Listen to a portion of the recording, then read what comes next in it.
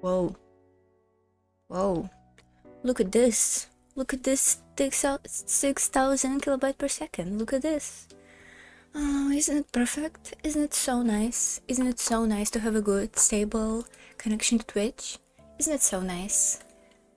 Hello, and here we go. Another Mahoyo episode. Are we happy about this? Not really.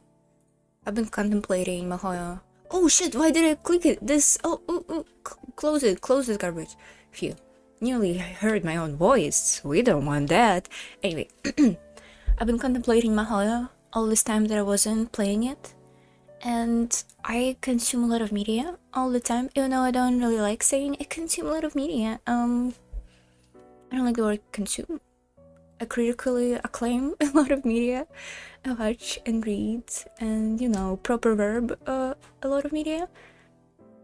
And I've been thinking how lucky I am that we are here with basically 2,000 years of experience of a really, really good literature. And because all the time, all the books that I'm reading in my free time and like all the movies that I watch are so high standards and so good, Mahoyo is literally the only part of this like whole ecosystem of media that is genuinely bad, that I consider like bad. Which is crazy because, it's not that bad. But comparatively to everything else, it's just oof. Like, this is the second stream. Did we save this last time? I don't fucking know. Can you go to chapter select? No. Really? Wait, can I really not go? Damn. Okay, so my bad. So for the last two streams, for the last 8 hours, we didn't do any progress in the plot whatsoever. Zero progress. And I feel like even before that, we didn't really do much progress before that. And I know the stuff that we read was extra, but I think even with extra content, you still have to have some sort of purpose with putting it in your story, like to give a different perspective on a character, or to give a different perspective on how a character can interpret the story that they're going through, or like, I don't know, fucking anything. Think of it yourself, okay? Think of it yourself. But the stuff that we've been reading about Alice, we weren't reading about Alice, it was reading about Aoko stuff and Sujiro stuff. It's not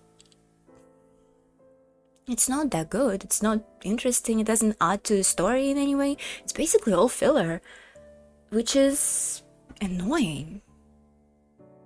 I think even with the filler, or like with a part of a story that doesn't move the story forward, you still have to have some sort of like underlining idea behind it, and it just wasn't here, unfortunately, which made me like last stream. I didn't stream because I had really bad Twitch connection, and I fixed it by turning my router on and off. I know, genius, but I didn't do it before yesterday. I didn't do it in that day. I did it yesterday, and yesterday it helped me. Anyway, last stream I was so like mad because of the Mahoyo, because I was like, fuck, I've been thinking about this and it's all really bad.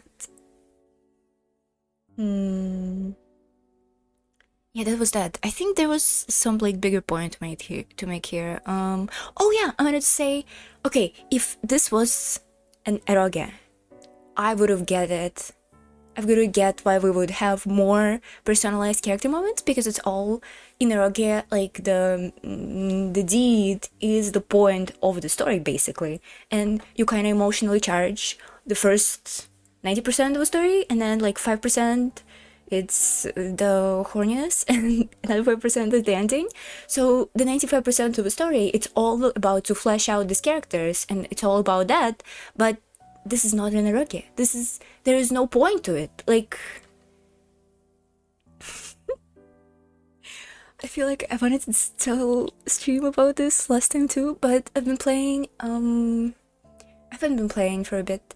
I've been playing 100 Line Defense Academy, and that game is very, very long, and allegedly, supposedly, it has 100 different endings, and it's like maybe 200 hours in length. You can do a bunch of different routes, and yada yada yada. And the point is, I've been playing the game for like, let's say 80 hours since November, on and off. You can play it in a way that you can just drop it for a couple of months and then come back, and you basically wouldn't lose much.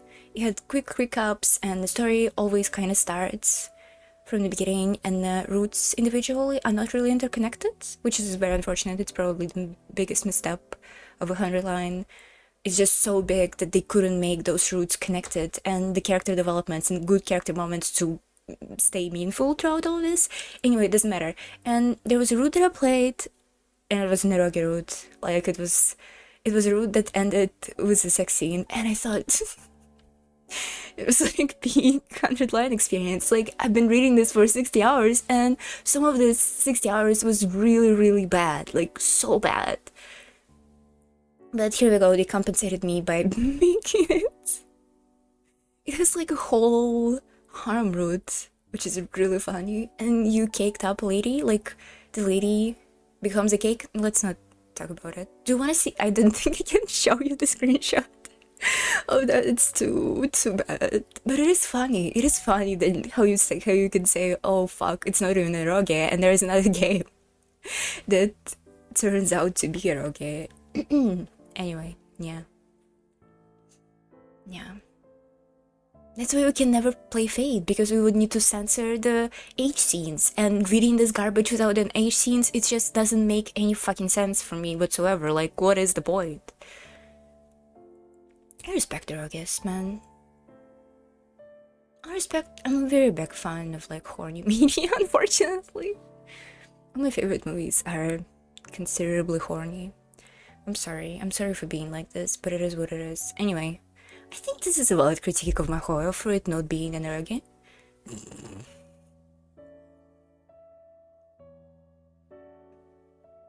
Because making it eroge would make it better. Would it? I don't know. I still don't know.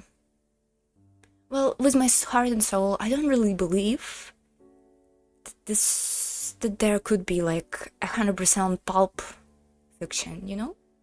I don't believe that there could be a piece of media that is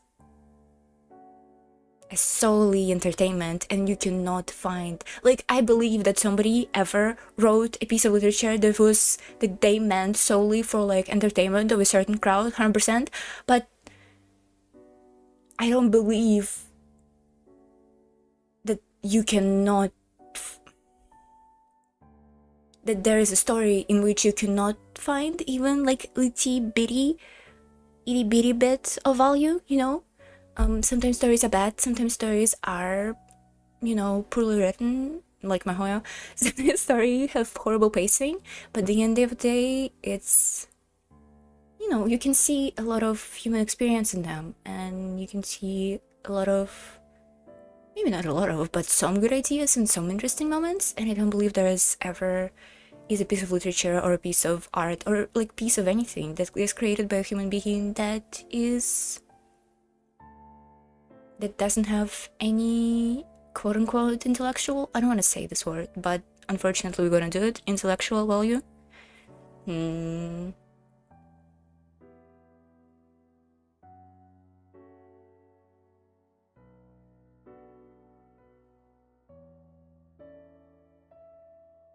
Probably the best part about all of this is to kind of track the tendencies of Kinoko Nasu's writing. This so far has been pretty good for me. This is probably my favorite part, watching Kare no Kyukai and reading Tsuki Hime and now reading Mahoyo and being like, oh, look at all those common tropes that they have and stuff like that. I don't know. I think this is pretty fun. I'm also enjoying the same thing with Gundam, like watching all the Gundam that it's made by Yoshiyuki Tomino and seeing some sort of patterns in this and in that and repeating character archetypes. It's really fun. I don't know. I would love to do a recap, but the point with a recap is that from the last time when I did a recap, the plot didn't move. Like, we didn't do anything.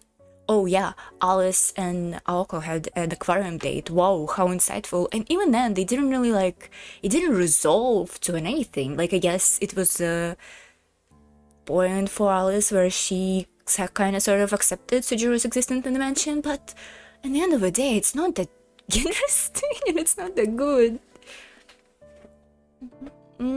I would rather we do something with a plot. Oh yeah, sorry. I know I'm all over the place today. I'm sorry. I've been reading. What did I read? I read War of the Worlds by Herbert Wells. Herbert G. Wells. And that story, I was reading it and I was reading it in mahoyo, and that story is so to the point and it's so like no bullshit, no shitty pacing. And even though I may not like 100% be on board with everything that story had in it, it's not the bad one. I actually really enjoy War of the Worlds when you think about it. Not that it's like alien sci-fi novel, but it's a very like tragic war novel.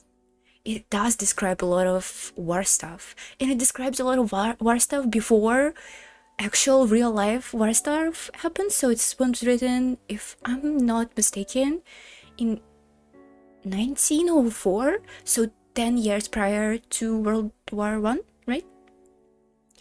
And 40 years, well, not 40, 35 years before World War Two, and it kind of describes some of the like scarier chemical weapons, use of chemical weapons, and like laser beams. Well, we don't really have laser beams, but it's fun.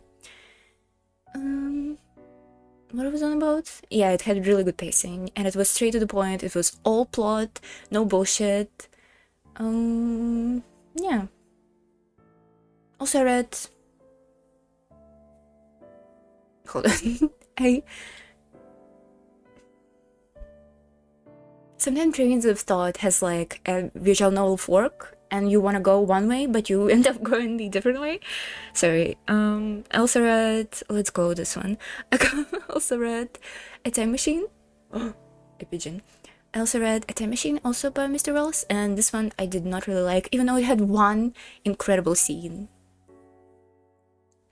It had a good scene where the time traveler travels really far into the future, and the Earth is like eclipsed by the Mars and everything like that. It's really nice. It's a really nice scene, but I don't know. I don't think it's probably my least favorite Wells novel that I read in recent days. I've been really into Wells. I don't know, just kind of catching up on classics, and those books are very short, and I'm trying to fill my reading quota kind of fast, which is annoying, but it helps you read, so you know, why not?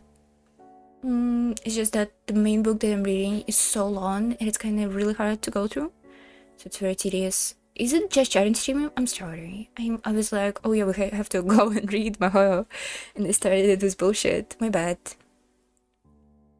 Fuck, what was the other point that I wanted to make?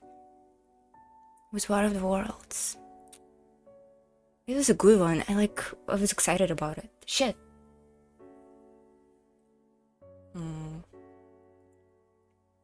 Go.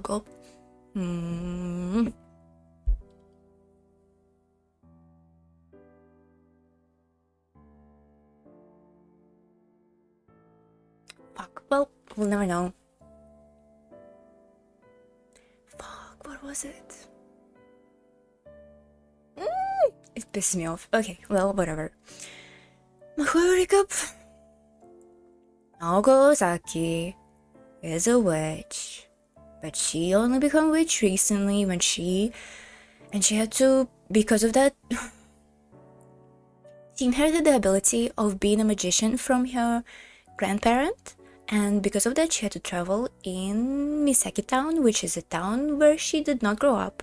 She went here in high school, and parallel with high school she started her training as a magician.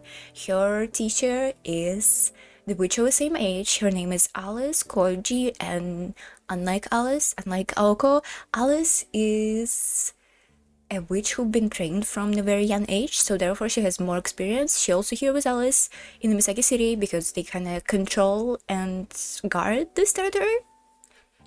of the specific city. I don't know how it works, don't worry about it. So yeah, they're here, they're doing this. Currently, the plot is actually about defeating this stray wizard that's trying to attack both of them, this territory in the Misaki city.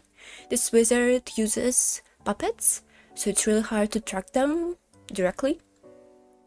And one time when Aoko and Alice was fighting puppet of this evil rouge wizard, Sujiro Shizuki, who's the third main character.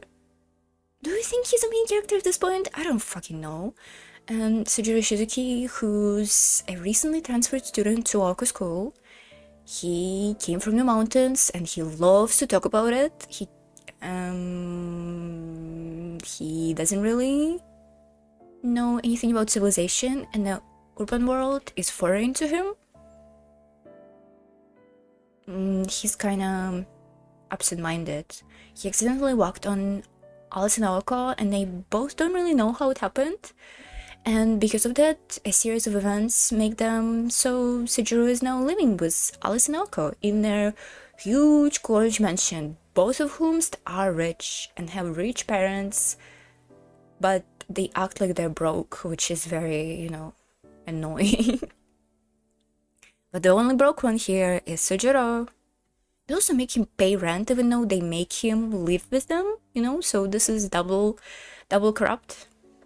Yeah. Also,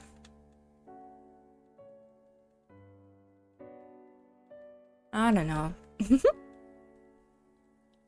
Also, from Kara no Kyokai, we know that the magician who has puppets is Aoko's sister, Toko Ozaki. For some reason, they only briefly mention her, but she's in the story. We saw her from Sujiro's point of view. That's that. Also, probably important plot point is that Toko Ozaki should have inherited this position that Aoko was supposed to inherit it, but instead she bailed into Tokyo and left it to her younger sister to, eat shit about. We don't really know how Aoko feels about the situation. Well, she clearly not a fan of it, but she still did it, so she probably experienced some sort of sense of duty to her grandparent and her everything.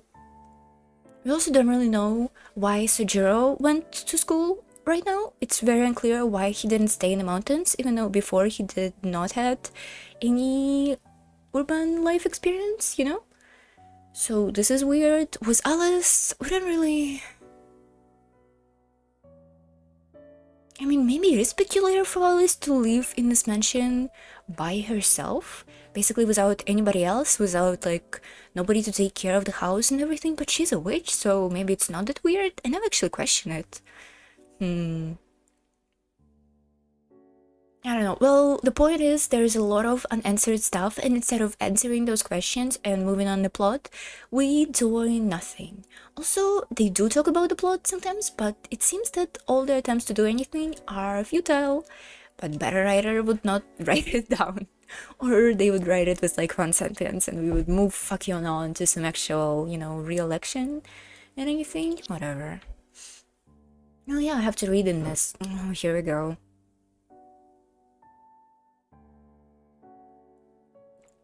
Gulp.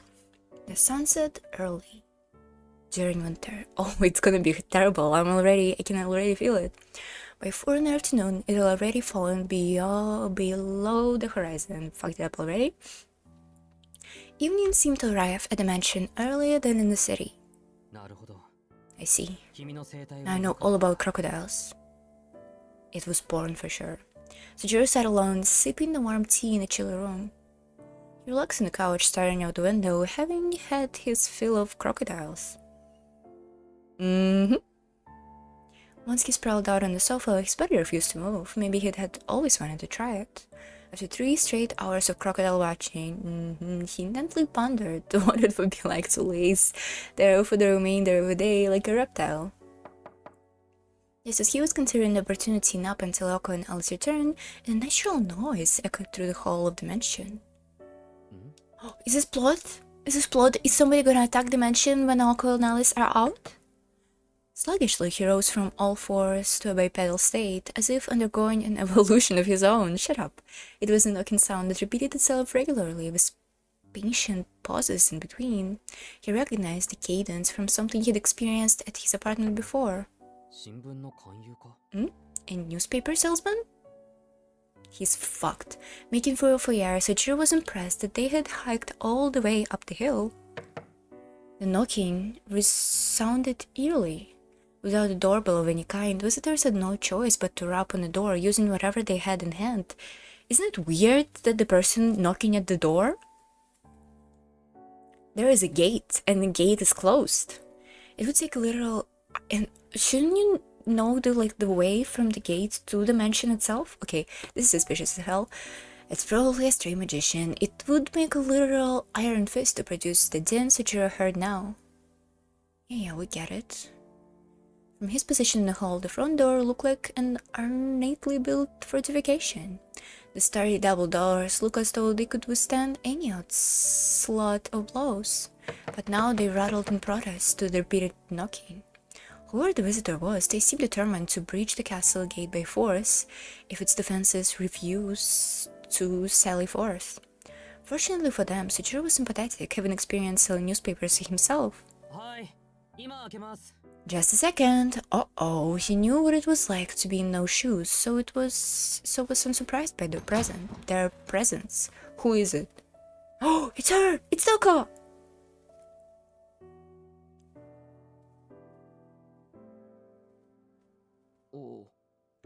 Sojiro previously was really scared of Toko, by the way.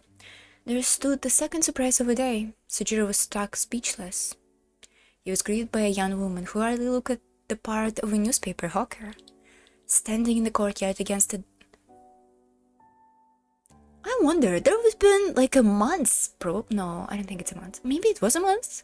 We did the exams, Sojiro did the pachinko work, he did the Kittyland bullshit, which was like a week maybe? Another week? Maybe like 3 weeks maybe? Since Sojiro saw her and she never visited from before? Like, she's evil. Why is she, what? Is she? Standing in the courtyard against the dusk-lit horizon, she appeared more at home in the European mansion than Sojiro did. Whoa. Can you look at that? I love the buttons. I love this stuff with a lot of buttons on it. I don't know. I love small buttons. Buttons are cute. Okay. She carried a dignified air in spite of her dainty frame.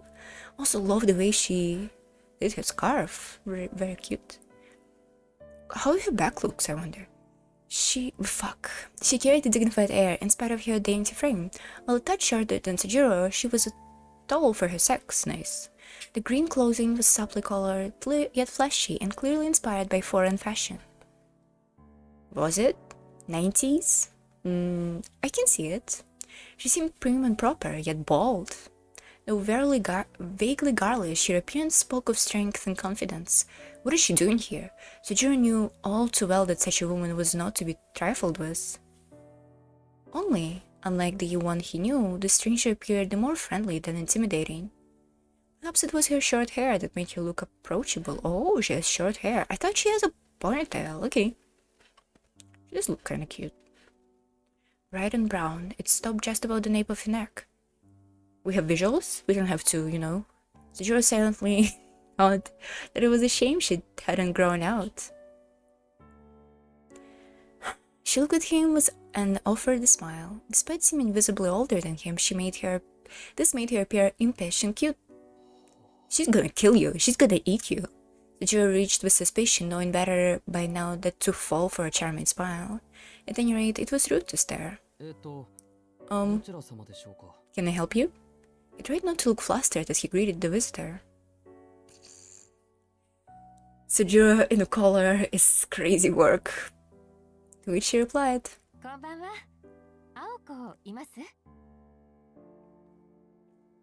this is so evil. Something's bad gonna happen. Good evening, is Aoko home?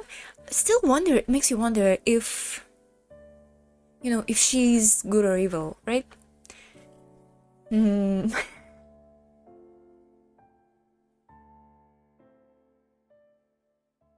She smiled as she used Oko's first name with a familiar tone.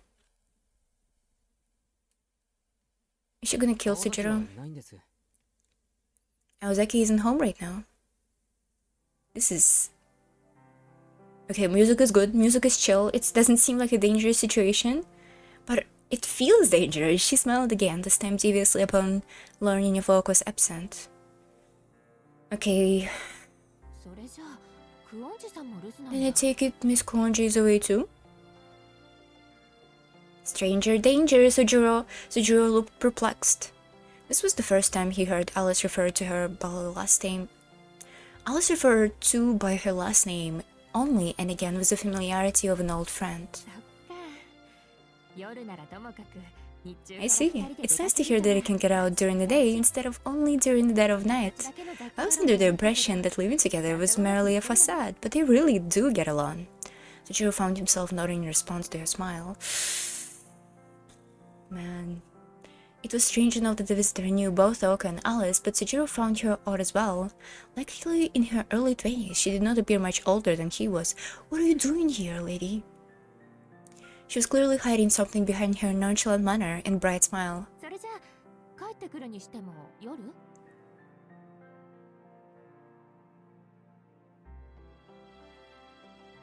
So they won't be home until evening, then?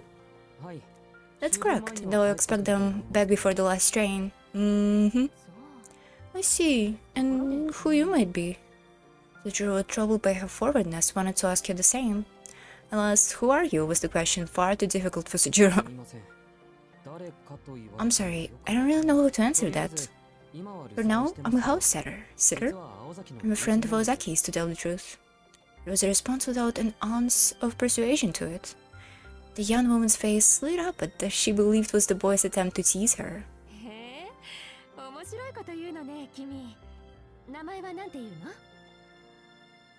Aren't you a funny one? What's your name, dear? The tension I feel. The tension, man, the tension. It's Sujiro Shizuki. His shy answer made her giggle. Now, Sujiro had no idea what he'd said was so funny, but her love did not offend him. It came across as warm and affable, rather than derogatory. Who's misreading the situation, man, then? After she finished giggling, the woman fixed him a rather tender look. Nice. With a rather tender look. Good translation. I think I like you. Sujiro, was it? A fine name for hypnosis, though it doesn't really suit you. Hypnosis? Now, pour me some tea, wouldn't you? Huh? Oh, wait. She slipped past him into the house, boldly striding through the entrance hall.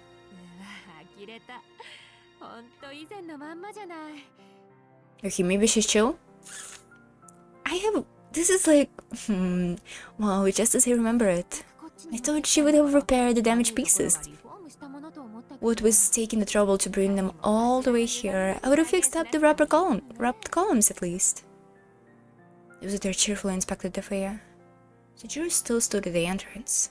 The clicking of her heels on the wooden floor echoed as she moved towards the drawing room. Ooh, the fishnets. Why are you standing here? The drawing room is this way, isn't it? She disappeared from the foyer into the drawing room, oddly familiar with the layout of the house. Does she know Aozaki from school? Or maybe she knows Alice? Sujiro muttered to himself, walking in the drawing room. He entered to see the woman walking around the room gleefully. Like someone strolling down the park boulevard? She peered around, breathing in nostalgia. The railing was ladylike, or rather girlish glee. Wait a minute, this TV is... She stared at the television inquisitively. Perhaps she had never seen a 30-inch television before. Luckily for Sujiro, the cathode ray tube was still displaying images of the animal kingdom. Do they? He wished he stopped the video before he answered the door. Is this porn? May I? He blurted half the question, attempting to regain his composure. There were many questions to be answered, but he first resolved to ask her name at least. The woman turned a coldly observant gaze on him. Her intimidating eyes and long, thin eyebrows bored into Sojiro through her spectacles.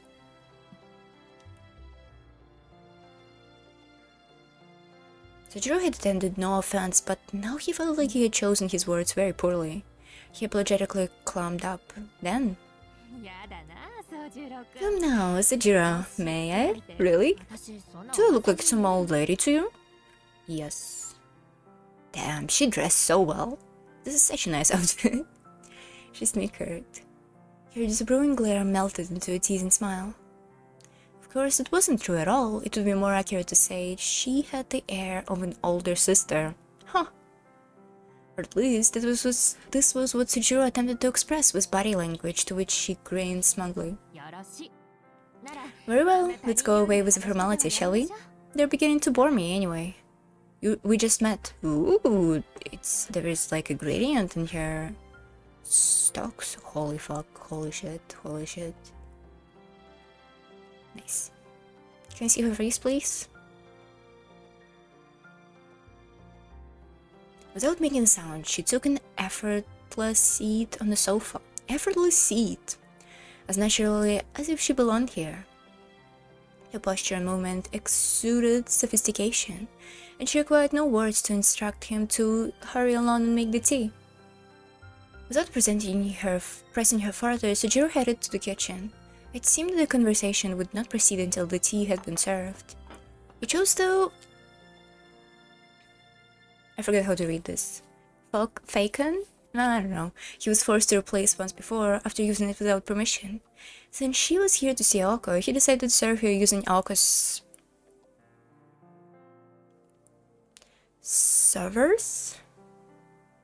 server's teacup?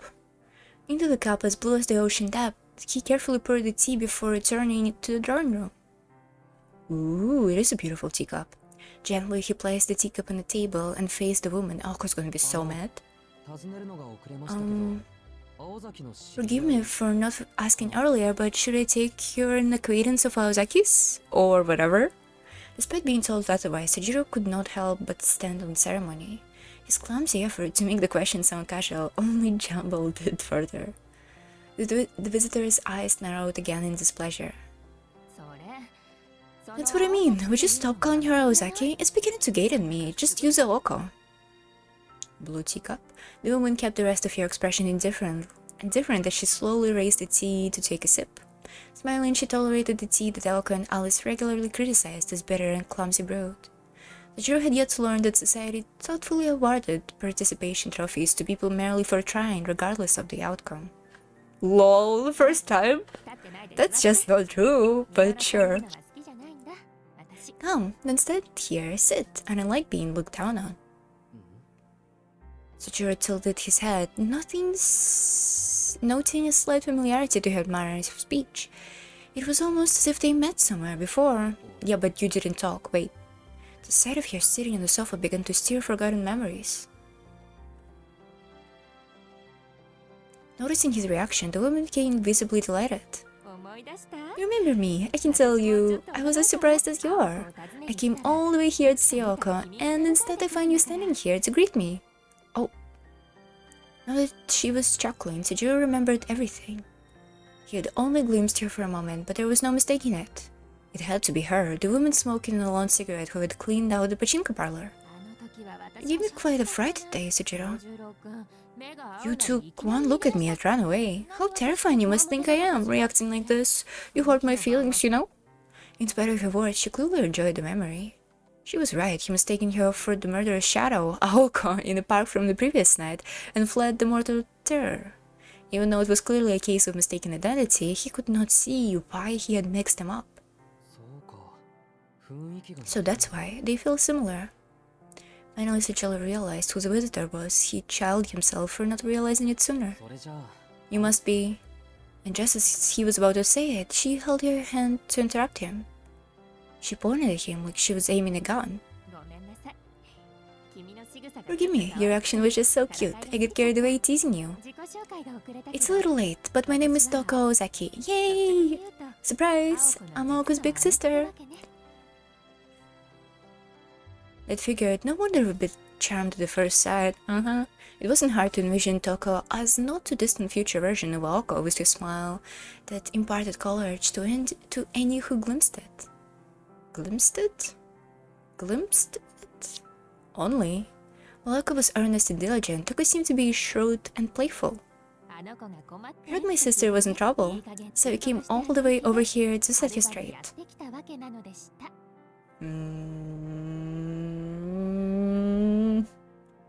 Unclear if she's lying or not. Aoko's sister chuckled coyly at the sipping her tea. Lured by her charms, Sujiro sat on the sofa as well. He felt like he could relax a little, now that the initial shock of unexpected guest had subdued. Just like that, it was almost 5 in the afternoon. Aoko and Alice would be returning from their excursion soon. Will she kill him? Placing your pets? This was Misaki City's only subway line. Nice. Only half a year have passed since its opening, and at the end of a fairly new platform, the two girls stood. The time was 6:30 in the evening. They had been idling for around 20 minutes since returning from Arisaka and had yet to return to street level. Aoko. There was a hint of irritation in Alice's voice. I'm not done yet. Just one more, okay? Aoko begged Alice, hands together, trembling from the cold. What are they eating? It was rare to see her act this childish. Oh, it was probably a gacha something? No doubt Tobimaro would consider this behavior more strange than cute if he was here. From the end of a platform, Aoko peered into a creeping darkness to trace the trucklet. No? You have the strangest taste? Just looking at the train coming and going, Alice muttered, sitting on a bench with forbearance. Any other day, and she would have been fine heading back by herself, but today she was in a good mood and decided to humor Aoko, knowing full well that her rare spells of positivity were about as fragile and fleshly fallen snow Rini's heart. She hoped to go home while she was still in high spirits. Eyes closed, her placid demeanor conveyed her feelings well enough. Thus the two of them waited for the platform alone for the subway train. They had no intentions of riding. The subway had recently opened for service. No gacha then, sorry. The people of Misaki were humble folk, and for now few passengers were drawn by the novelty of high prices of the new train. Thanks to the low foot traffic, the platform was still as good as new. There was something primeval about a subway devoid of people. It was a picture of tranquility, free of human interference, not just silent, but lifeless. This was a realm unmolested by living creatures, where only speechless organisms dwelt. The harshly artificial fluorescent lights underscored its soullessness. It was a cave where light ended and shadow began, where riderless vessels disappeared into the dark. The platform was wedged between the two tracks like a jelly built upon a subterranean sea. In this place, far removed from the world above, Aoko waited with eyes closed for the familiar rumble. It was she who proposed that they delayed their return and rested the platform. The reason was simple. Aoko Ozaki enjoyed the soothing sound of passing subway trains. Probably won't get to see any more live bands this year, so at least let me have this, she had said to Alice, her eyes still closed. Alice was neither nodded nor objected, and so they watched 3 trains come and go. Silence fell again. Aoko waited for the next train with anticipation. Alice sat and stared at the tunnel wall patiently. According to the display board, the next train was due to arrive in 5 minutes. From the dark tunnel came wind and rumbling. A purposefully placed bounded field now surrounded the platform. There was no signs of any station personnel, and entrance and exits were few and narrow. A lack of bystanders made the field hardly necessary. Suddenly, 6 figures appeared in front of the stairs to the surface. What are they doing? They all shared the same face. Motionless and with smiles like a crescent moon, they stared at Aoko and Alice. I can't believe I missed this. Oh, we're just enemies? Okay, cool. Alice let out a quiet, dejected sigh. Alice? What's wrong? Must you ask? Didn't you notice that you and I were the only ones to get off at the station? I mean, this highway is usually pretty dead anyway, so... Aoko trailed off, tattering in a dance. So, what tripped you off? The impending gloom I felt a moment ago. I'm not entirely blaming you. It wouldn't have happened if we were a better team. Enough sniveling. Okay, cool.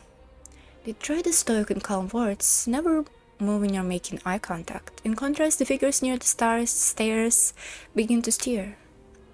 As though regressing from primates to wild beasts, they drop prone in unison and scramble forth like man-sized ants. Nice.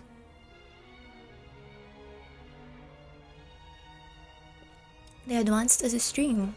Stream? Stream, hi! One after another. Soon the clattering came not just from the platform entrances, but from the subway tunnel as well. More dolls. At a glance they numbered at least 30 strong. Do they think Toko is evil or not? Oh, here she is. Who's that?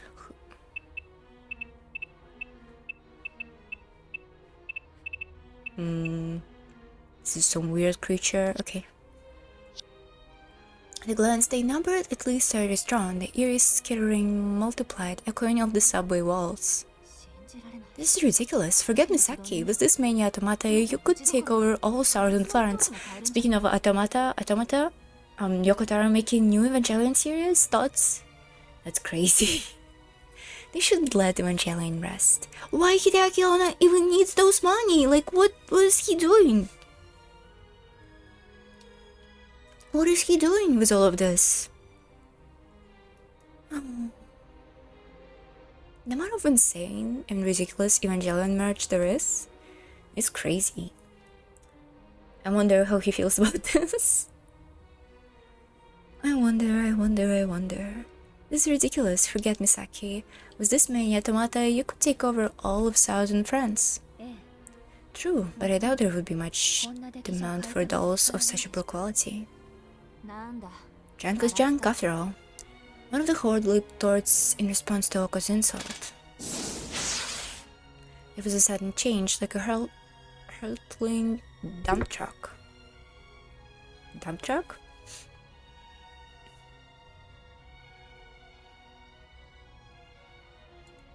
Sorry, I had a weird thought.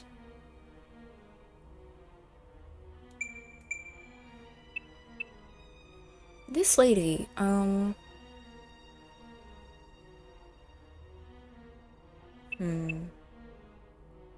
Shit. Can we come back in time? I wonder... Ojika Kumari.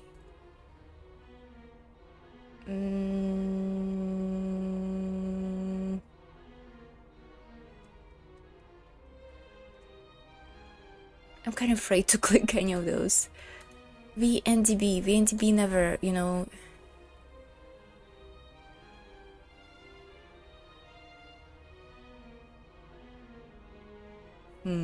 Wasn't it said that this girl, Kumari and Naoko, are good friends from childhood? Or no?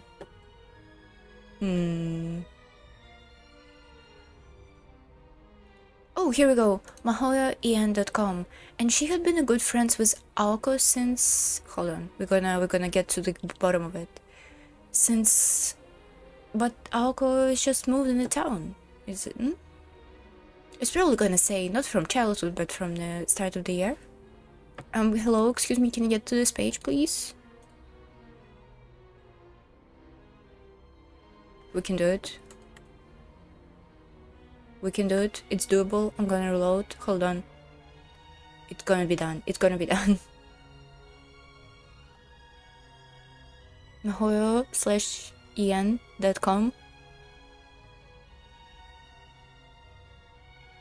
It doesn't load. Why?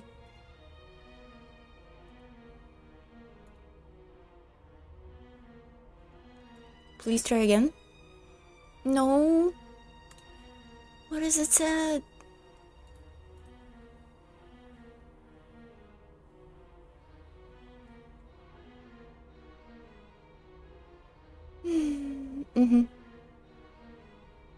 Please load, please. Hold on, I'm gonna make it, I'm gonna minimize it, and I'm gonna put it in here, and I'm gonna look at it and wait for it to work. Okay, Mahoyo, back to Mahoyo. It was a sudden charge, like a hurtling dump truck. Alice remained still, as though expecting the attack. Aoko swung her right arm in an arc. The blue missile of light was easily repelled. The magic bullet, snap, had little to no effect on the puppets. They scrambled over each other like frogs, heads jerking and twisting in search of prey. Account 30 total. Hold on. What if we do that? Hold on.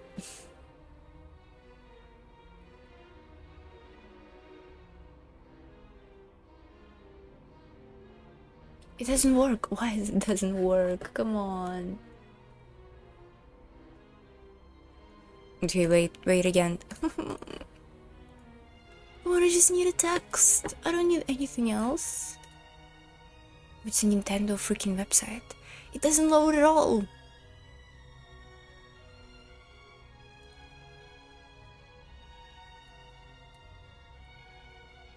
Please, Mahoyo, please. Please just show me the text, like don't show me any images. Oh.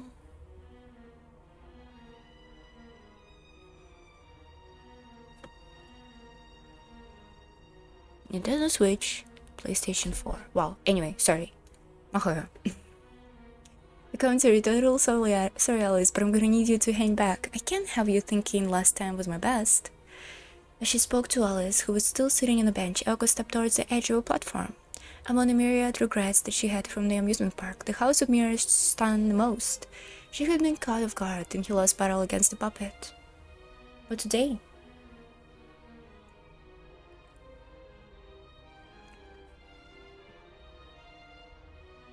Alice looks cute. But today, she'd come prepared, and she had Alice's backup.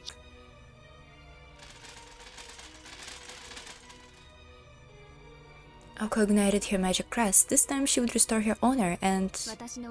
Get behind me, Aoko. I'll eat you too if you stand there. All it took to stop Aoko was one raised finger. Nice. Ooh.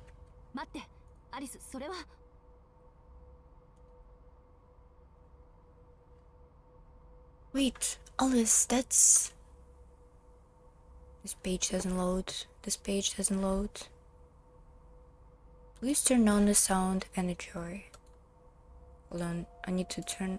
Ooh, here we go. Oh, it loaded, it's loaded. Okay, no more sound for you. Oh, I see a spoiler characters, nice.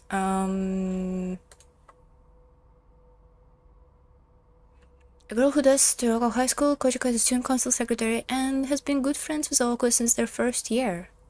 Girl not easily shaking her cute appearance, while a certain impulsiveness, she speaks rather pointedly. Okay, we were friends from the first year of Aoko getting here. Okay, they were not childhood friends. Okay. Alice, wait, you can't. In the depths of the ocean black, the bells of night chimed out. The jetty, as if embraced by the sea god like Poseidon or Wadatsumi, became avish and white. White motes which seemed to engulf everything. You always leave a mess, Aoko. Not to mention the next train will be arriving soon, and... Behind the white veil, her form blurred and stretched upward. She was like a melancholy ballerina. The figure surrounding her prima ballerina bristled in response to the strange aura. Though puppets were inhuman mystical vessels, they had far more reasons to fear Alice than they did the human Aoko. They began to flee. Whoever their master was, they sensed enough danger to order retreat.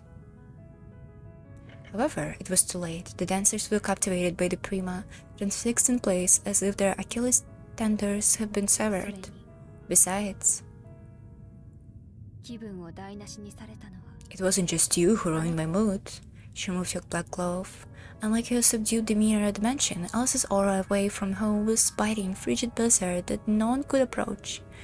Her discarded gloves floated down, settling on the platform deck. The pale gaze grew even thicker. Terrified, the Master of Shadows cried out for mercy.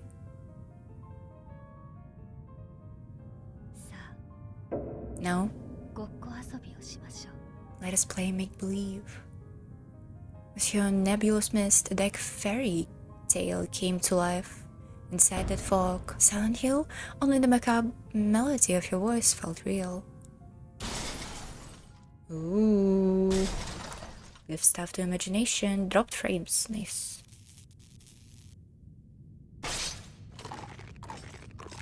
Feast, grind, crunch. Ooh. At least a final puppet fell. On the walls, on the floor, on the ceiling. The grotesque mechanical sound of the demise filled the air. Their twisted shrieks plastered the subway surface. Like, I'm so stupid. Like, indelible bloodstains. Some amorphous abomination had hastily, yet just slowly enough to savor the taste, chewed and devoured all 30 puppets. Only a lone third arm remained on the platform. You had this thing on you this whole time? Oko spoke sideways to Alice, making no attempt to hide her disgust. The brutal gluttony they just witnessed had a name. It was the Beast of a Fog, one of the 3 great ploys kickshaw. The Mainster's Rose Hound, Wonder Snatch. August's words stunned, since Alice was the one harboring its true form. The great Reploys wielded terrifying, powerful curses. While Wondersnatch had its uses in combat, Alka was not at all amused to learn that her companion had been carrying it around town all day. It's just for fun, Alka, come on. Why are we losing frames? With Hyperball, it was akin to going out for dinner with a bunker buster bomb in one's pocket or a hamster. Just tell me next time, okay? Other ploys are fine, but not this one. Try to leave it at home, would you? I apologize. It's just that I haven't let him free lately, so... Alice walked slowly towards the third arm. Indeed, all she done was to feed her ploy. No one had died, and no blood has been shed since the metal was made of plastic. Meal? Alka, over here. Alice picked the arm and beckoned Oko over. Look at this. Until now we were thinking our opponent was a puppet master, but I think we were wrong. Can you see it? These puppets are too new. They must have been made no earlier than the 17th century. Even that seemed hard to believe. What did you say? Although it sounded counterintuitive, Automata typically performed better of his age. Since the 17th century, the magical concept of using puppets and mannequins had declined. Consequently, it became much harder to produce combat-effective automata. If one wanted to build an automaton these days, it was far more cost-efficient to train even a low-class familiar, and it would be better constructed too. Therefore, it was common for modern puppets masters to collect parts made before the 17th century and use them in their creations. The high price of automata often came not from their antiquated combat abilities, but from the rarity of the parts used to make them.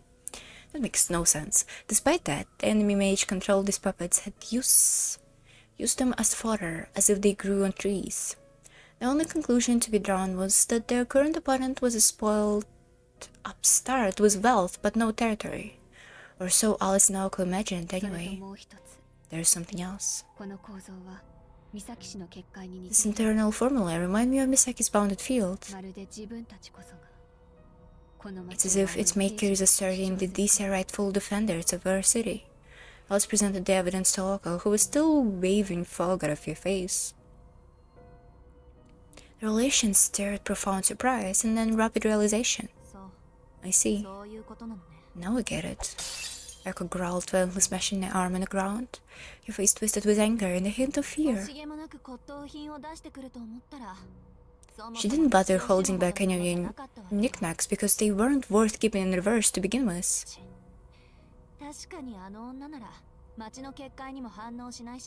That's why the town's barrier didn't have any effect on her, and how she knew my weaknesses. No wonder she found and removed this sigil so easily. I should have known. I was quietly listened to Ako's furious rumbling, bemused. Ako, so you're saying the one who made this is none other than... That's right, when it came to making things, she always had me beat. Ako glared at the stirred arm. She was furious at its creator and herself for taking so long to figure it out. Yep, nobody could have seen this coming. Nobody could have seen it's coming. Not a single person.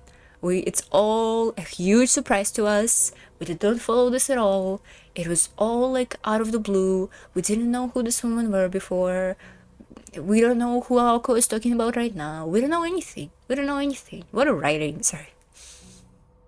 It's actually fine. I kinda like it. I kinda like that Toko is doing this. Maybe it's gonna be this big moment that Toko was talking about in Kare no Kyukai. Like, in Kare no Kyukai, she refers to Aoko as this, like, one-generation incredible mage. So I'm guessing that's gonna be, like, the culmination of the story.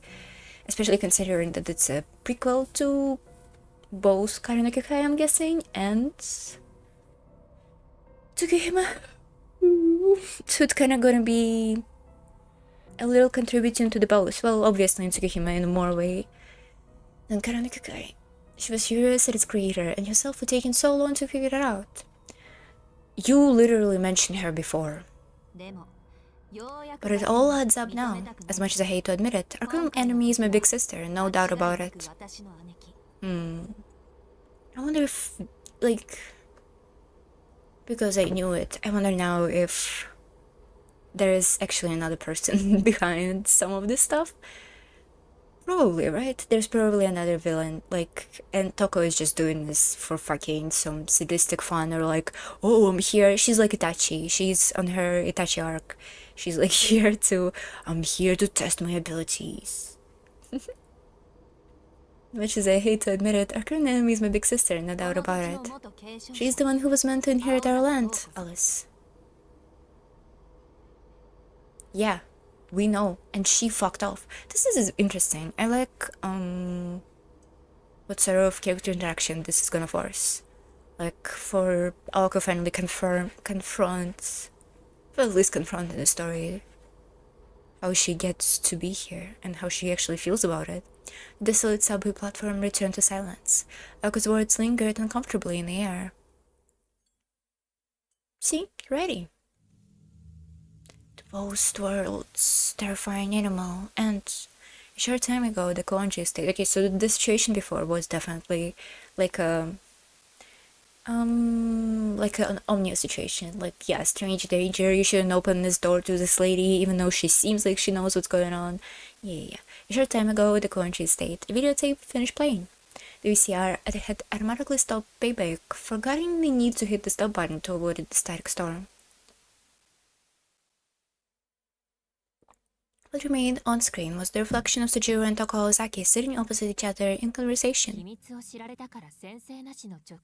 A direct attack without warning because your secret was exposed. Anako never did play well with others. Fuck. It was hard to tell if she was being patronizing or indifferent.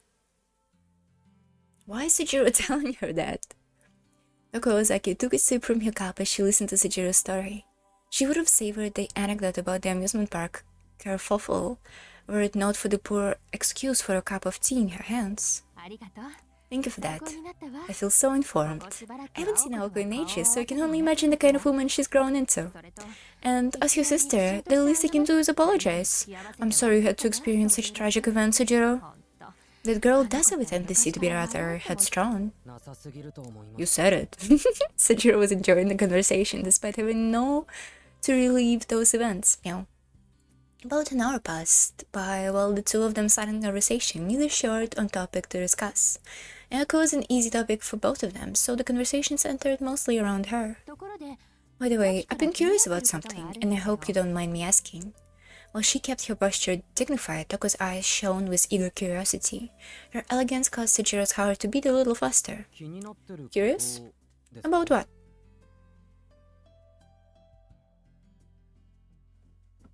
Water? Hold on.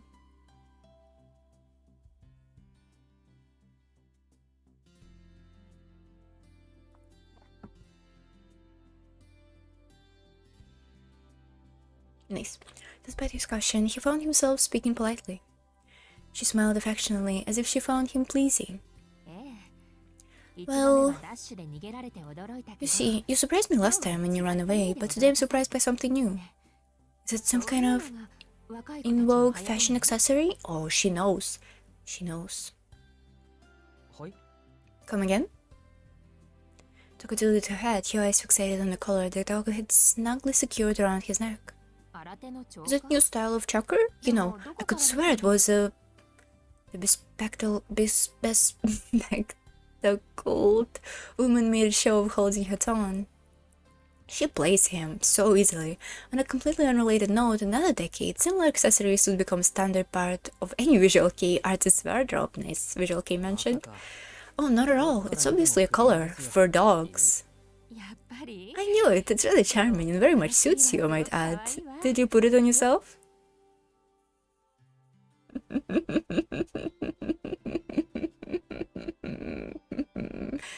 Uh-huh. Well, she had been very conscious of the color till now. For some reason, Sejiro found himself blushing. Yeah. I put it on by myself. No, silly. I mean, who gave it to you? Was it Aoko? Or perhaps Miss Koonji? Aoko gave it to me. Toko nodded in satisfaction. Sejiro candid response.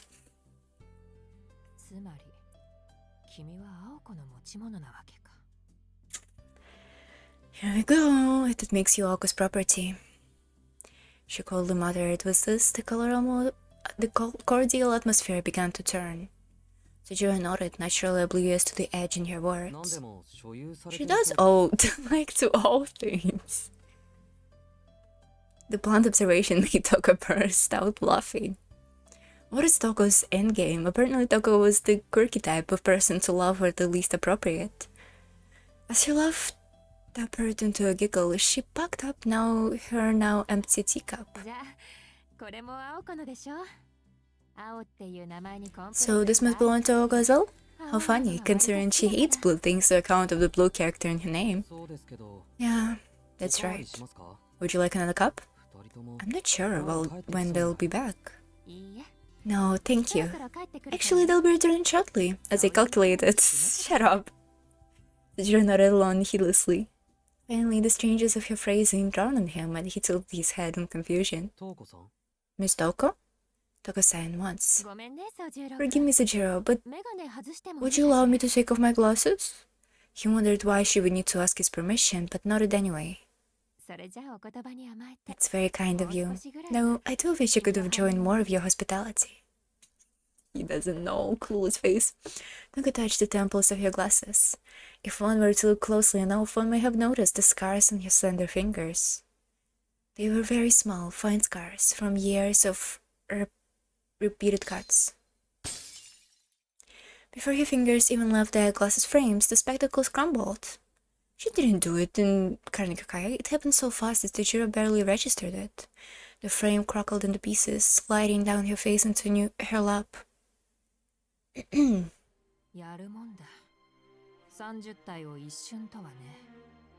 Oh, this thing is sewn onto her sleeve. Now that's weird.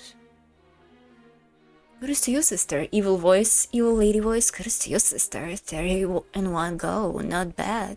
The low voice belonged to someone entirely different. Oh my god, she has this personality. Oh my god, a second personality. It's the first time I'm hearing about this at Kinako Tsunasu's writing. I hate when characters do this. This is so silly. All she had done was take off her glasses, but her elegant grace had completely faded. Any semblance of warmth and kindness had disappeared. Sitting upon the sofa was a deplorable mage, her very presence darkening the room. Is she stupid? Sejiro sat speechless. Oh, now she's evil. Ooh, across from him was completely changed Toko, glaring back at him menacingly. More malice and magical energy was now emanating from Toko than when Aoko had tried to kill Sejiro. She seemed titillated at the prospect of the boy's shock at her transformation. Such expectations, however, were often left unfulfilled when it came to Sejiro. You broke your glasses. Sejiro blurted out in surprise. Okay, I kinda like that she doesn't give a shit up now. When stopped, she reached for a cigarette and the wind taking out of her sails. Sails? This was unfortunate. Do you have another pair? Nah. Forget them. It's not as if I actually need them to see correctly.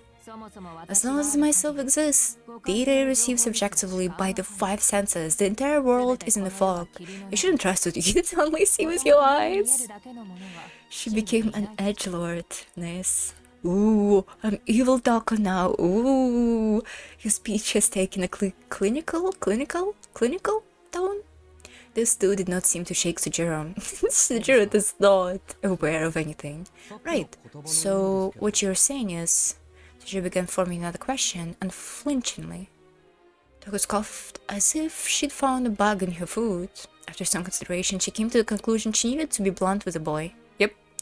With some twist of fate, it was a headache. She now unknowingly shared with her sister. It's like this, Sujiro. I place some obstacles in Alco's way. I'm only here now because she's dealing with them.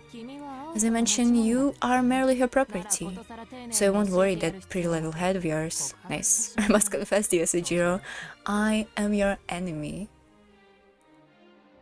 Ooh, I'm evil Toko now. Nice. I like this frame. No, he understood her words. The clock's second hand would rotate fully twice over before anyone next spoke. They sat across from each other, eyes locked. Sujiro's shoulders tightened nervously. He had finally understood the true danger of the situation, did he? Surprised? Toko answered with a grin. She was still the same woman, but without her glasses, Toko's smile was rather sinister. Even though you're Ozaki's sister? Her smile pierced him as he asked the obvious. Toko was no longer— why is Toko evil though? Toko was no longer surprised that Sujiro would be more concerned about the safety of others than his own. She's pretty fucking patronizing in Karanekyokai, so maybe it tracks? In just one short hour, she could come to understand Sujiro Shizuki better than he knew himself.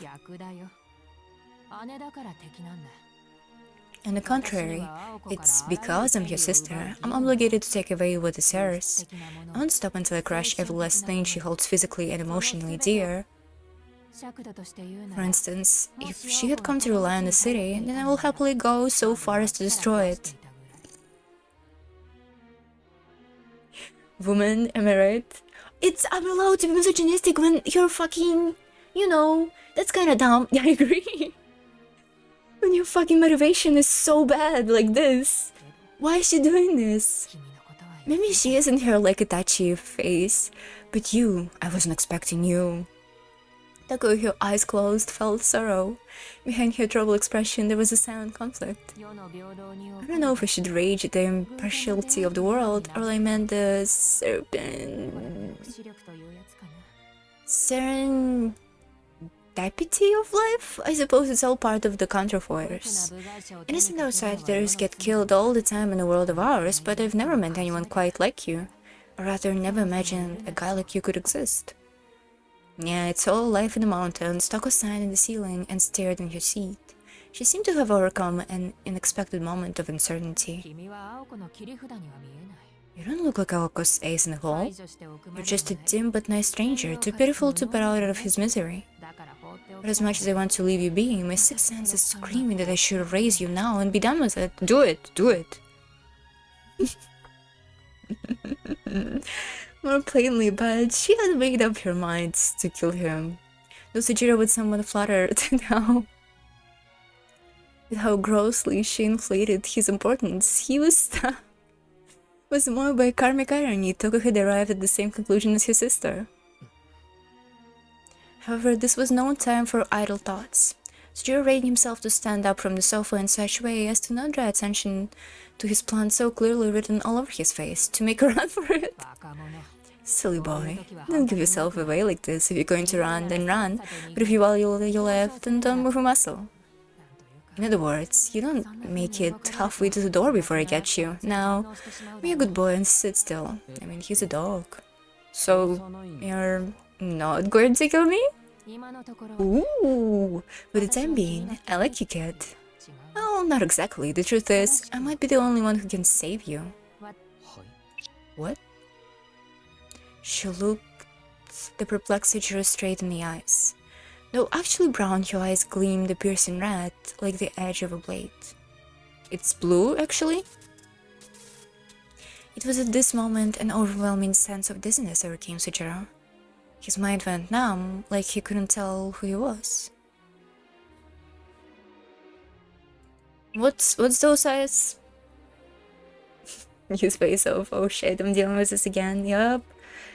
What are those eyes? Can we have like a description of them, please? It was like drifting into a sinister sleep from which he'd never wake. Sujiro clenched his jaw, desperate to maintain consciousness. Toko's eyes devoured him like a bottomless pit of quicksand. In this moment, it all became clear to him.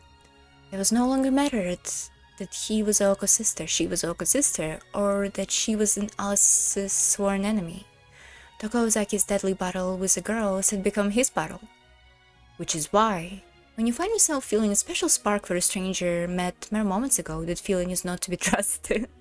You may simply be attempting to fill a void shaped like yourself with more emptiness. Whoa, chill? Sujiro tried to drag his body away from the heretofore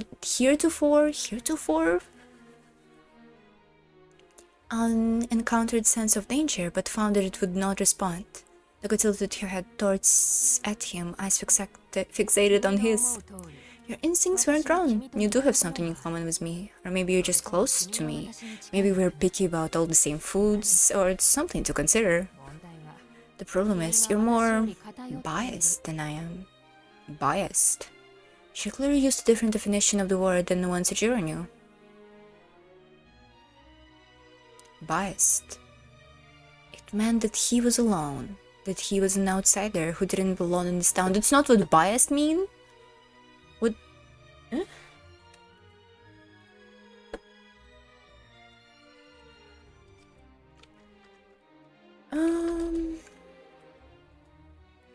Biased. Unfairly prejudiced for or against someone or something. Okay, hold on. More meanings, please.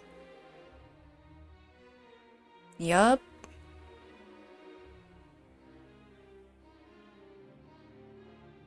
Given results that are not accurate because information has not been collected correctly. I think there's only one definition of biased and it's not what it means. Okay, whatever. Biased, it meant that he was alone, that he was an outsider who didn't belong in this town. Sudden and seething, I don't even understand how it can be connected to the word biased, whatever. Sudden and seething anger eclipsed his gentle heart. Ooh. But I'm not alone, are you? Sujiro shot back with all the empathy he could muster. As he faced with witch named Toko Ozaki. If he had not, he feared he would never escape your gaze. See, that's precisely what makes you biased. And the sooner you realize that, the better. It's the fastest way out of the predicament. Humans are hardy creatures. No matter what life throws at them, they find a way to survive. But Aoko can't tolerate them, because she's the sort of stranger who can't stand anything. Toko leaned over the table. Did she mean like Sujiro is biased because he's her friends? Okay, cool. Typical. She reached out, grabbed Sujiro's collar, and roughly pulled him towards her. Whoa! But enough about her. All I care is about getting to have you. In fact, I wanted you from the moment you mumbled your name, like it's not even yours. Please, please, no! Kinshicho, I want you with your lack of self-awareness and your sense of powerlessness, meow. The future must seem like such a foreign concept to someone like you. Your mind inevitably looks to the past. But you're just as Moa. The lesser self comes before Soy. Soy? Soa? The greater self, the normal flow of time, will always reject time travel. It's the same for me as it is for you. I've done with it, haven't I? How could you possibly even begin to... Toko trailed off mid-sentence. She pulled Sujiro closer, her own eyes reflected in his. She noticed the merciful expression on her face. Sujiro got to thinking. He held no hostility towards this woman. He bore her no grudge, harbored no desire to kill her. Sorry. Hold on, water.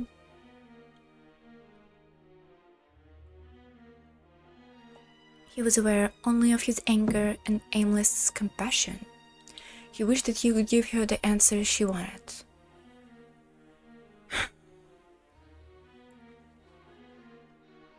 As far as I'm concerned, none of this makes any sense. What the fuck does she want? But I don't really know what you're talking about. Exactly. Sujiro replied apologetically. A verbal reply to the visible question he perceived in her eyes. Toko shows no signs of disappointment. Instead, the corner of her lips turned upward in the light. Of course, you wouldn't comprehend the language of magecraft. And here I am, trying to wax philosophical on you. How foolish of me. Small courtesies can have the opposite effect, after all. I should have put it in plainer, more primitive terms. Do it, please. Oh, I do like you, Sujiro. All of the women in this have really bad taste, huh? Okay. Her fingers dug into his throat as if she was tearing at the leather. Perhaps he could be hers if only she could rip it off. Sweet boy. Leave Aoko and be with me. This is so bad. Like, Sujiro didn't do anything to deserve this shit. I love how bad it is. Holy shit. You know he's a minor, right? Yeah. I mean, I don't think she, wants him like that, but she probably wants him like a property, like something she can take from Aoko, in a sense. So the more appropriate question would be, no, he's a human, right? But they don't really care. And yeah, he's minor. I don't think they wanted, whatever. I may not have a use for you, but at least he can protect you. Or maybe if I'm bored, you could be my plaything. Okay, he's a minor. She knows he's a minor, right? They've taken many approaches, but she seemed to have decided on this one. The length to which she went to seduce him. Okay, we get it. She wants him like that, my bad. We're not too lost on Sujiro, and truth be told, they were not worthy, wholly unwelcome. Please chill. But back to the matter at hand. I respectfully decline. Sujiro chose the direct response, as he did. Why? Because it wouldn't be good for you. He had confidence in that, at least. Took overestimation of him aside, Sujiro knew for a fact that he had to escape this woman's clutches. This tete-a-tete could only be concluded. She's 20 years old, by the way. What the fuck is she doing? Only to be concluded by one of its two participants, Toko of the individual she was currently infatuated with. This tete-a-tete could only be concluded by one of its two participants. Okay, I see, sorry.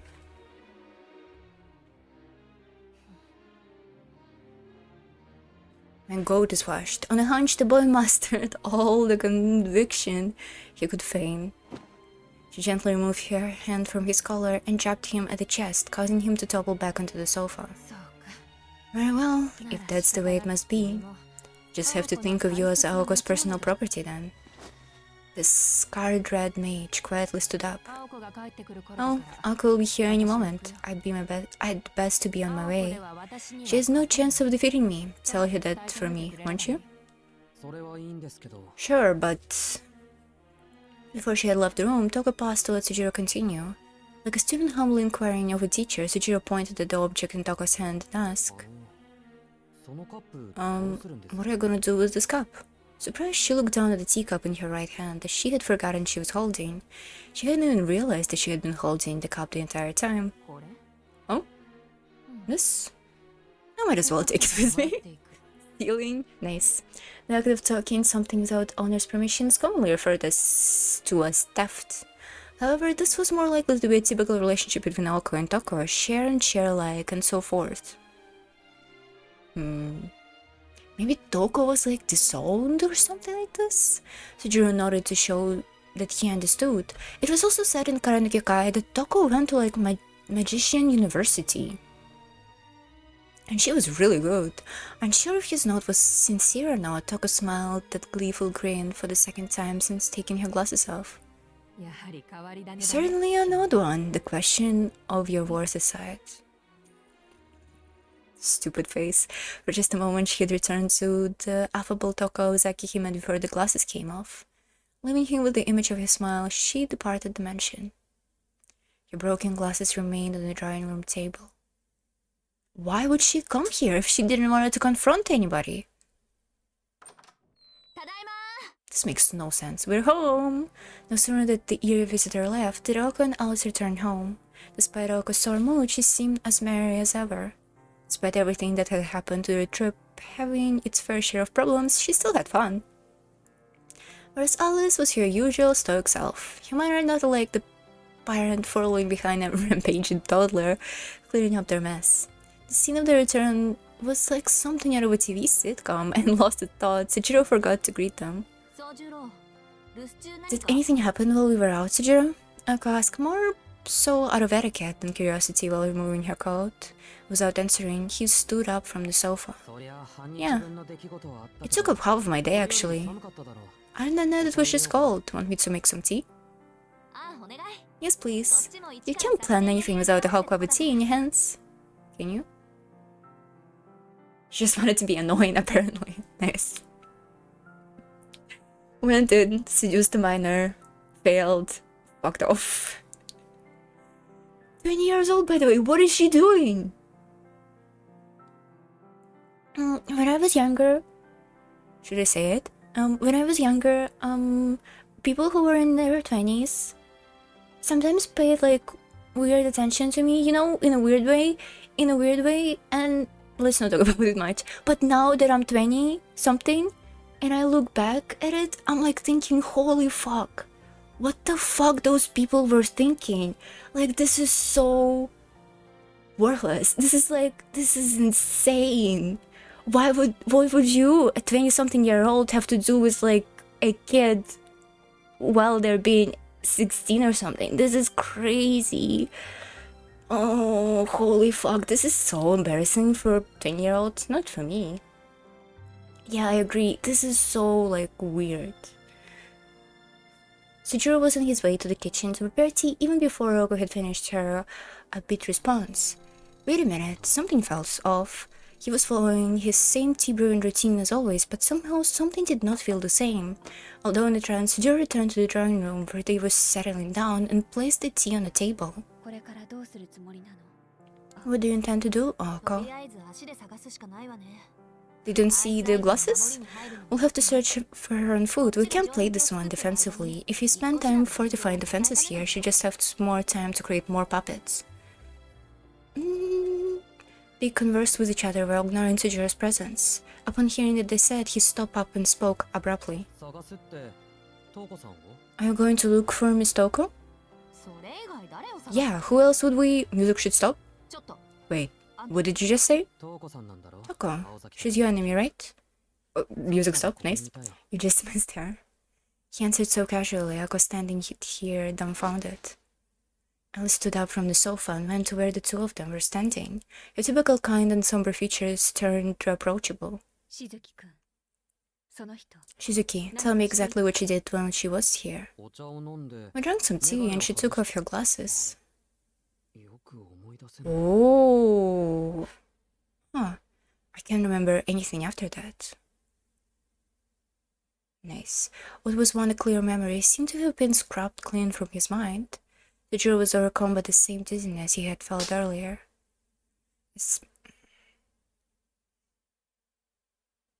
Sujiro really just gets all the worst thing for nothing. Come on, he just tries to survive. A sharp, dry smack echoed through the room. What snapped him out of his haze was an unexpected slap from Alice. I won't warn you again. Never let anyone else into my house. Deep within her eyes, beyond the normal cool indifference, was an intense fury. I don't get the slaps.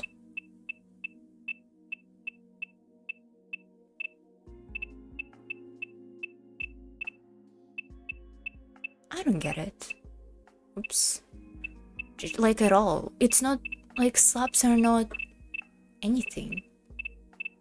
I mean, it is a bit disrespectful to the person you're slapping, I guess, but should it prove some sort of point? I don't... Poor guy. Just gets for nothing. Deep within her eyes, beyond the normal cool indifference, was an intense fury. Realizing, however, that it was no ordinary anger, Sejiro understood how careless he had been. I'm sorry, this place is very important to you. I should have known better. A heavy silence followed. Sejiro and Alice, ooh, nice Alice expression, stood here, chained to the spot by their own regret. Uncle looked in amazement, wondering if they would stay this way all night if left alone. So, hey, I know Sejiro screwed up by letting my sister in, but Alice, you never told him he shouldn't. We're not children anymore, so how about we put this behind us and focus on the problem at hand, okay? Alice hung her head and sat back down at Alco's insistence. Sejiro stood where he was, nursing his stinging right cheek. Pain was pain, but he knew how to take a knock. Okay, cool. More to the point, the crisp strike from Alice snapped him out of the fog jogging his memory. I remember, she told me to tell you that you have no chance of defeating her, Aoko. Pretty full of yourself. Anything else? She stole her cup. She also said, well, most of it was small talk. To be honest, she said a lot of other stuff I don't really understand. Considering the small talk was mostly about Aoko and her flaws, Sejiro decided it would be better to take that part to his grave. She mentioned the greater and lesser self? I wonder if she's been to India. In case you don't catch on, Sejiro, she must have done something to you. Aoko turned to him, glaring sharply. Aoko's ear is quite huge. Sorry. She has nothing to be ashamed of, but she looked away guiltily anyway. She did? What did she do, exactly? You said you couldn't remember what she said, right? And up till a second ago, you look like a zombie. I see. You remember right up to when she took her glasses off, which means you must have been entranced by your mysticals.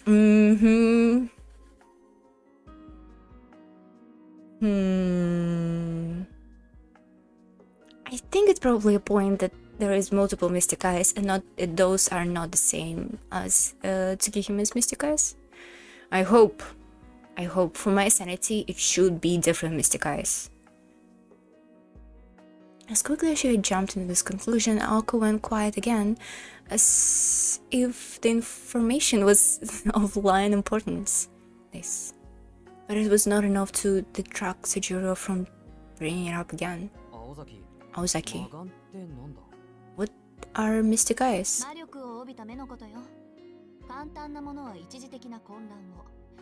Eyes infused with magical energy, simple forms of mystic eyes can cause temporary confusion, while more advanced ones can kill with just a glance, stuff like that. There's always mystic eyes that gives you confusion, but never mystic eyes that make you that gives you daltonism or something. Or makes you see spiders, you know? I don't know, it's always something boring. I mean, can they do something fun with it? Eyes like ballers are really just the stuff of legends. If there were eyes like that, we could really use them right about now. Who the fuck is baller? Okay, quick Google search, no sidetracking. Baller. Baller?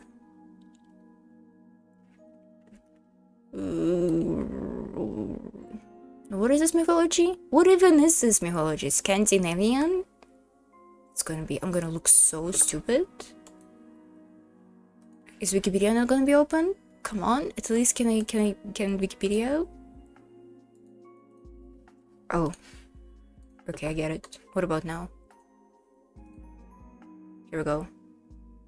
In Irish mythology, my bad, it was wrong. Baller was the leader of Fomorians, a group of malevolent supernatural beings, and considered the most formidable. Formidable? Is this how you say this word? Hopefully. He is often described as a giant with a large eye that wreaks destruction when open. Balor takes part in a battle of... Okay. So some sort of Celtic type stuff? Celtic? I see. Cool. Okay. Eyes like ballers are really just the stuff of legend. If there were eyes like that, we could really use them right about now. Without further context, Aoko knew her expectation was completely lost on Sejiro. So, yeah. To put it simply, it's like my magic bullet, only to use only you use your eyes to shoot it. You can shoot bullets from your eyes? Sujira's confusion deepened down with Aoka's frustration. Anyway, you looked into Toko's eyes after she blinked once, right? That's the moment she put the whammy on you with your mystic eyes. Some mages even replace their eyes with a cat's eye stones, but my sister doesn't need to bother with that. She was born with hers. She doesn't even need to say anything to use them. She can just blink, like a camera shutter. Sujiro pounded his fists in understanding. Now he thought about it, he vaguely remembered her doing something exactly like that. Everything after that was foggy and muddled. Even her mystic eyes seemed the only logical cause. That's one mystery solved. But Aozaki, isn't she your sister? Why would the sister try to kill each other? She knew it was not something he could ask, but he didn't. He did it anyway. I mean, it's a logical question, you know, considering it puts everybody in danger and not just Aoko. The question was against the rules. He had no business being involved in this dispute. Aoko closed her eyes to collect her thoughts. I want to know about this too. She decided it was best for all involved at least share some background information, if only to head off further questions. Fine, yes, or here's what you need to know now that you met her. Besides, keeping you in the dark would be more dangerous. But no more questions. This is my story to tell. Got it? She stared down at Sujiro until he nodded slowly in recognition. Knowing him, she knew this was confirmation enough. The conversation was becoming oddly friendly again, but Aoko sat up a little straighter as she prepared to tell the tale.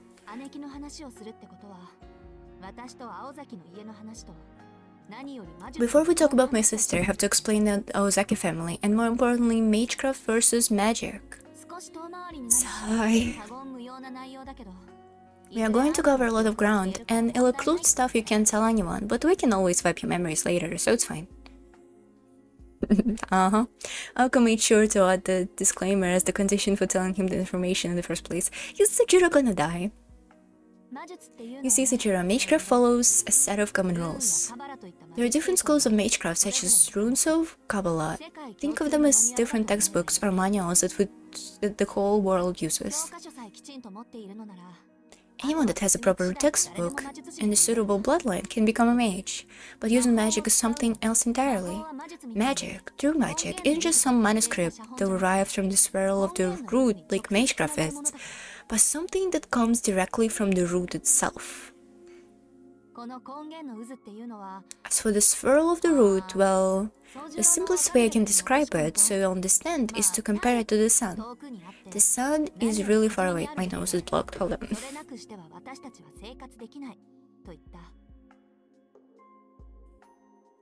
Sorry. The sun is really far away and has been there from the beginning as far as we're concerned. Without it, you and I wouldn't be able to live. What is this? Life policy reaction. Magecraft merely let us take advantage of the sun's benefit, so to speak. Magecraft is all about imitation or paying for natural phenomena. We can use it to study, practice, and create mysteries, but we can never truly create them. Actually, no matter how much you learn, you eventually hit a wall. It's like a limiter that human knowledge can never overcome. And beyond that, the wall is where magic, the sun itself, exists. To attain it means to go where no one can go, and awaken miracle no one could possibly reproduce. A technique to make things happen that humanity could never hope to accomplish with any amount of time or resources. That's true magic. They kinda touch on this heavily in Karano Kyokai, but it's never fruitful. It's about overcoming the dimension wall, like running until you reach an end. Like running until you reach the end, where you will find a world with completely different rules from ours. That's the only way you can, well, learn it. I told you before that magecraft has no limits, right? Well, I meant that it had no limits within the scope of human knowledge. Meanwhile, magic has lots of limits. Actually, it can only do one thing, and one thing alone. Makes sense, right? I mean, we're talking about unique rule-breaking concepts and mechanisms that exist outside the boundaries of the very universe. So, Magic is more amazing than magecraft, I think. I get the general idea, but I would say magecraft is more amazing than magic if you can do just everything human imagination can do, but whatever. It's really limited. Kinda. It's more like an exception, a special privilege, or an abuse of power. It's not versatile, but in making the impossible possible, it's all powerful as far as the magecraft is concerned. Magic is like reward the mage gets when reaching the swirl of the root, and that even goes for mages who don't possess the metal to wield it. Just making a path to the root gives them free reign to use it, in magecraft terms. In shortly becoming the richest person in the world. Okay, so Jerome meets an appreciative sound, impressed. On the other hand, Alice looked as though she wished to make many revisions to Ako's account. The richest person in the world. In which case, does it mean that no matter how rich you are, only the richest person gets to have magic? I guess so, sure. Okay. Sometimes you're sure to get the right conclusion from the weirdest of places. It's like you said, there are many routes and theories to reach the root, but unless you're first to the boss, magic will elude you. Why? Okay, I don't get this. Why? Why? No matter how good you are, if you're not the first, you're everyone else. Why? I don't understand. Why? There are only 5. No, 4 magicians. Oh, okay, here we go. And there are only 4 because the path to the root has been taken by 1 magician. It's closed off to all others. But it wasn't always like that in ancient times. And ironically, Mikael is responsible for closing off the path to the root. We built walls that stand between us and the truth. And path, in this sense, is a unique set of knowledge that they have in order to access some sort of... Why can you share the magic? I don't get it. We built walls that stand between us and the truth. Mages of old could never have imagined that the more we explored the unknown, the more paths we would seal off. But the result was exactly that, and by the time... Oh my god, it's like ozone layer! Sorry. But the result was exactly that, and by the time they realized that, I mean, it's completely opposite of a ozone layer, whatever. The damage is permanent, that's what I'm saying. But the result was exactly that, and by the time they, well, damage of the ozone layer is not permanent. But whatever, shut up, Nero. It was too late. After all that study and true magic had all but disappeared from the world. Huh, so it's kind of like how the city has drafted the countryside, then? In a microscopic sense, that example works. So, up until recently, modern mages have been vying for that final seat in a game of magical musical chairs, but some country bumpkin snagged it a while ago, so their little race is over. After that, all further research into the root was limited to mundane and meaningless magecraft. Though only a small faction of mages were chasing magic anyway, while the rest had already thrown in the towel. Magic gained from reaching the swirl of the root isn't necessarily a mage's only goal, but that's the whole other convoluted mess in itself, the chicken of the egg dilemma, if you will. Okay, well, at least I understand that I understand absolutely nothing. Do you mind if I get to the point? Nice. Alright, how can there be multiple wielders of the true magic? If only the first one here can learn it.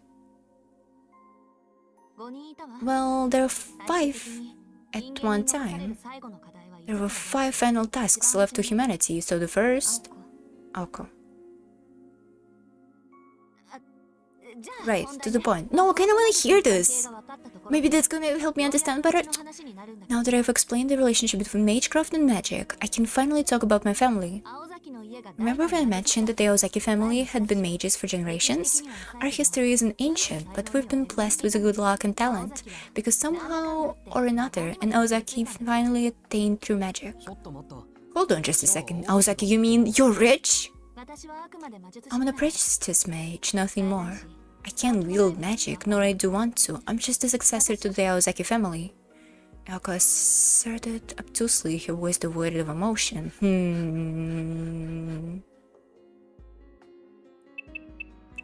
Okay, so she has no ambitions here at all. I wonder... I wonder if actually Toko was disowned and Ako is just here. I guess it is what it is kind of type of situation. Ako started to see her was devoid of emotion. She became a mage, not to wield magic, but simply because the succession of your family's magecraft was forced on her. Yeah, we know, but you have a sister. You have a sister. Anyway. In order to reach the swirl of the root, generations upon generations of mages have to dedicate their lives to research. Since very special Snowflake is trying a unique approach and doesn't want to share, it obviously takes forever. At any rate, you can't create magic unless you have the innate ability to, or thought some sort of divine intervention. Just making it to the root isn't enough. If you lack the worthy heir to pass it on to, the miracle stops here. So much for your lineage. That's why mages cultivate their bloodlines to pass magical energy from one generation to the next, and to create the heir more powerful than oneself. Oko wrapped up the explanation by remarking that it was like producing a thoroughbred, okay? Not that Sujiro knew what thoroughbred was to begin with, leaving him as perplexed at the end of the story as he was at the beginning. Uh-oh. Do you think Sujiro would be good at gambling in horses? Probably not. Maybe. So mages pass on their uniquely created mystics to later generations, protecting their legacy in the process. And at the very end, they say there should be an answer sufficient enough to satisfy all of our questions. But you see, magicians too, all understand one very important thing. Their own generation, and every single one thereafter, will all die before they ever reach their ultimate goal. Nice! My grandfather always used to say that it was the destiny of those who obsessed over mystics to end up learning only magecraft. Funny how my sister didn't turn out like that. She left, I can see why, hanging in the air. Alice had no response. There was like a family passing down through magic. Aoko, the reluctant successor. And Toko Ozaki, her elder sister. More information? Actually, my sister was the Aozaki heir. They told me about the family legacy, but I never had to learn any of it. For mage lineages, unless they're super rich, they usually only raise one heir. I guess that wasn't the case for an average income household like ours. Successors are supposed to be chosen based on their affinity for magecraft, and in that sense, my sister was definitely a prodigy. But the talent just wasn't fit for an heir for whatever reason. Okay, cool, so no information whatsoever. Cool. Instead, I turned out to be more suited to succeed it. And while I didn't really agree with him, my grandfather seemed dead set on switching it over to me during the winter when I was 15. To my sister, I suddenly stole her entire birthright, while not only being 4 years younger, but also lacking any magical knowledge. Can you come to an agreement with Toko, like...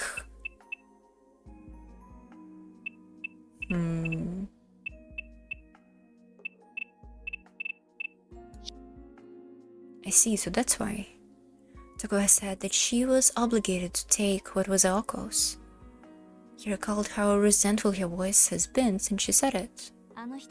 Get over it. I'm not her, so I don't know how she feels about the whole thing. Have you tried talking to her? I think this is very, would be really nice to talk about with this person, you know? It's been 3.5 years since she fought with grandfather, smashed her glasses, and left our home. No one had heard from her since then, and I became her replacement. I guess this is why we're squabbling.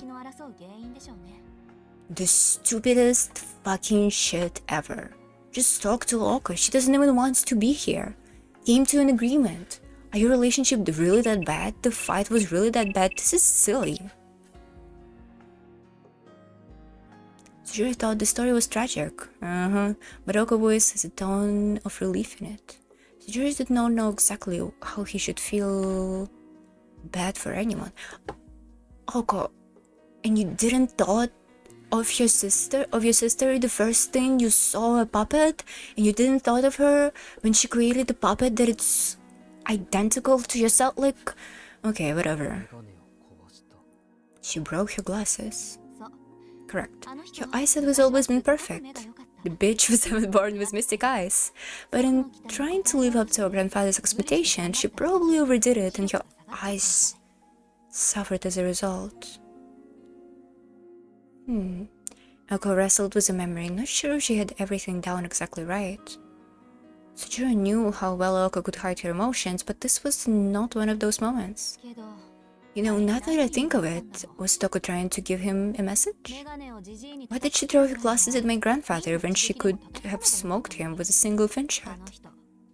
She was in her prime back then, so she could have wiped the senile old man out in an instant if she had wanted to. Sujiro shook his head, disappointed at Oko's misjudgment of a situation. This isn't about a grudge. Those glasses, they were important to her. It was a symbol of all her efforts that everyone could see. To break them like that, it must have been painful. Painful enough for her to feel like she had to break them. Sujiro, the biggest empath here is. As Sujiro spoke, neither Oko nor Alice noticed the grief he was fighting to hold in. More accurately, they could not understand his point of view.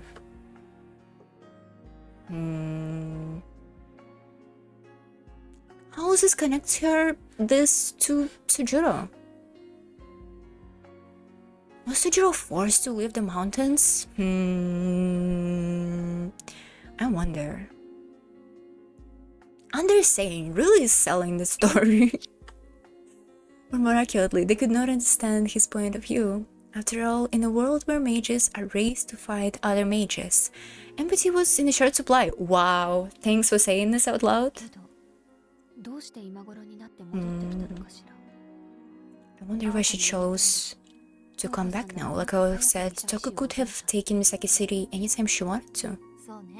That's right, if she wanted this land so badly, she could have come back 3 years ago, killed me, and reclaimed her rights. Or talk to you? Why is nobody considering a reasonable solution? Like, Aoko, you're not a mage, you don't have a twisted, whatever the fuck they have, mentality. Like, come on, you're a human being. Maybe she had a chance of change of heart after seeing the world, I don't know. You don't really get it, do you, Ozaki? Oh my fucking god, I'm not gonna be patronized by Sujiro right fucking now. Sujiro shook his with a faint anger. His voice changed from the boy they thought they knew. Oh, and you do? Yeah, like anyone would. Toko's waiting for you to become fully fledged mage, so... Fully fledged mage, so that she would lose the same thing that was stolen from her. That's how deep her heart and hatred goes. Aoko didn't do anything! She didn't do anything! She doesn't deserve this! Excuse me? Oh, so much empathy, but not the reasonable answer and the reasonable empathy? Okay, whatever. Sujiro gazed at them, wondering why they couldn't not see what he could. Only he was the one that did not understand. The two girls, and above all Toko and Ozaki, denied themselves the type of relationship that other normal people are allowed to experience. Yeah, common sense. Toko's actions were not fueled by hatred. Well, there certainly was hatred behind them. The reason was, and always has been, Toko's pursuit of true magic. She was an ambitious and talented mage. Her hatred was only her wiener. Thinking of her in any other way would be an insult to the elder sister who devoted her life to the study of magecraft. All of this Oko wanted to tell Sujiro, but instead stop yourself. Even if she had, Sujiro was not a mage and could never understand, and besides, oh yeah, people famously do not understand the being ambitious and being unfair and being treated unfairly, and you know, the weird heritage problems and weird like patriarchal. Okay, shut the fuck up. This is not, you are not special, you are not a special snowflake. This is not. Even if she had, Sujiro was not a mage and could never understand, and besides, arguing with him any further would not have brought her any joy. Aoko, be reasonable.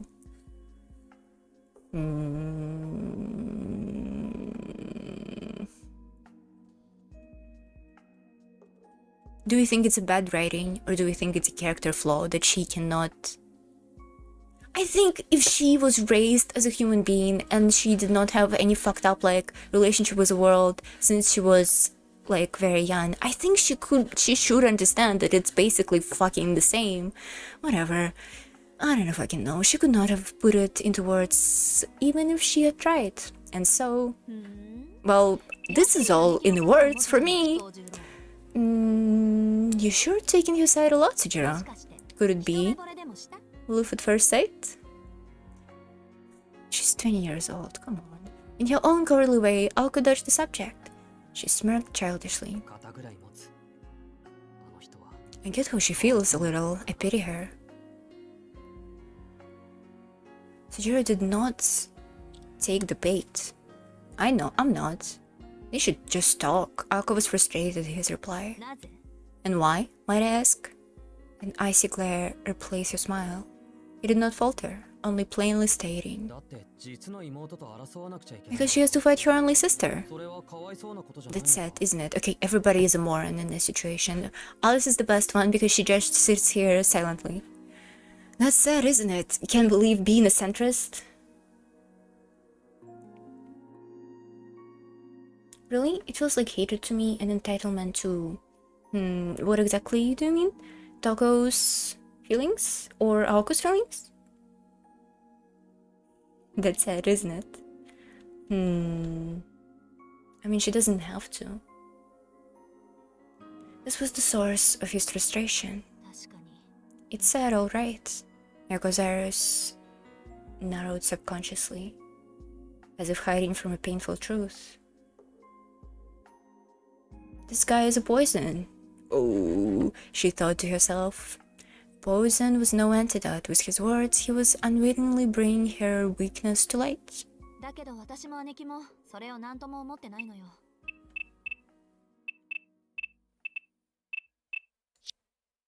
My sister and I, we don't think of it that way, though. To us, this was always the way it would turn out. Was it?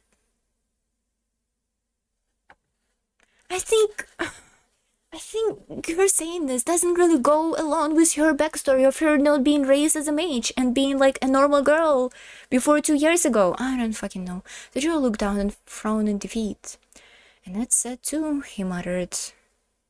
Well, that's pretty sad. Toko getting mad at her sister because of what her grandpa's decision. I mean, I can see that happening, but you know, that's not... Aoko didn't do anything. It's not her fault. And they can just talk and come to a conclusion. And come to some sort of decision. Like, Aoko doesn't even want to be here. This could be solved without all this weird animosity and weird stuff. Like, if the person talking right now and explaining all of this was Alice instead of Aoko, I would have get it more, I guess. And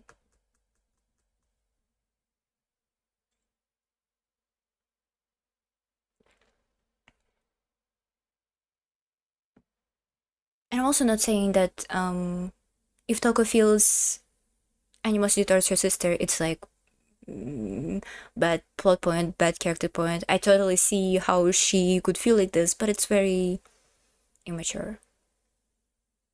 And hopefully it's gonna be resolved. They're gonna fight to death and they're gonna have like this moment. In the end, they're gonna be like, oh no, actually, I feel good about you, my sisters. I don't know. It's gonna be bad.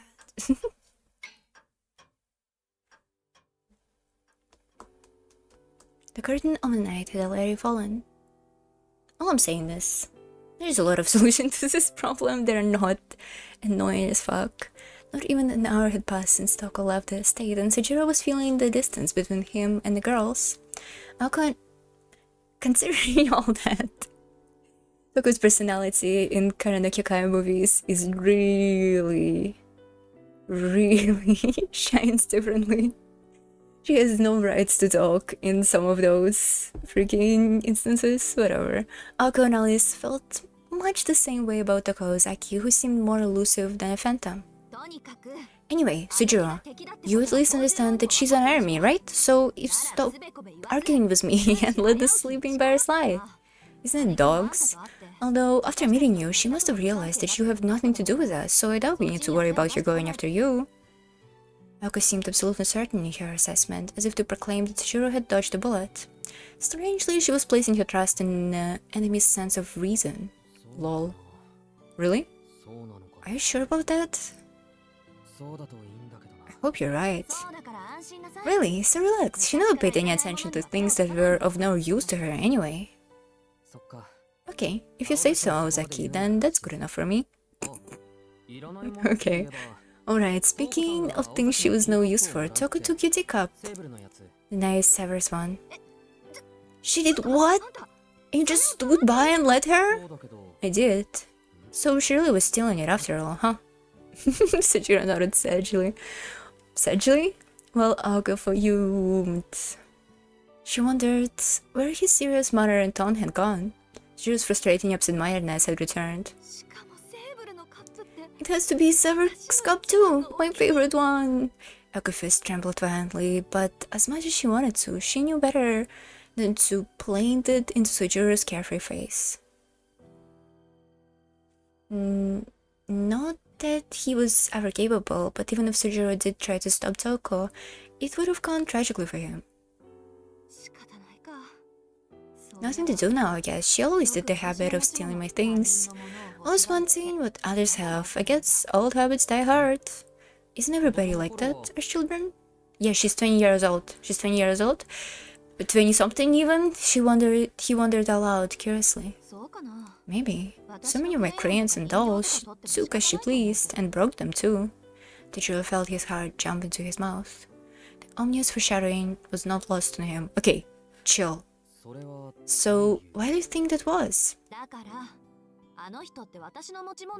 Because she made a hobby of taking my property and smashing it in pieces, obviously. Once she had her eyes on something, I had to kiss it goodbye.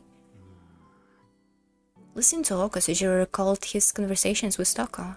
He hoped he was imagining it, but he vaguely recalled her declaring Sujiro Shizuki as someone's property. That is troubling. Toko is just dysfunctional. She found weird that Sujiro decided to take the instance.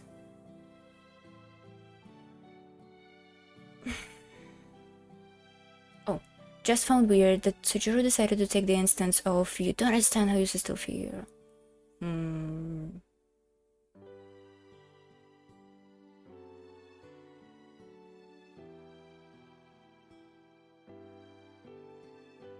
I do think it's weird too, sorry, I'm thinking.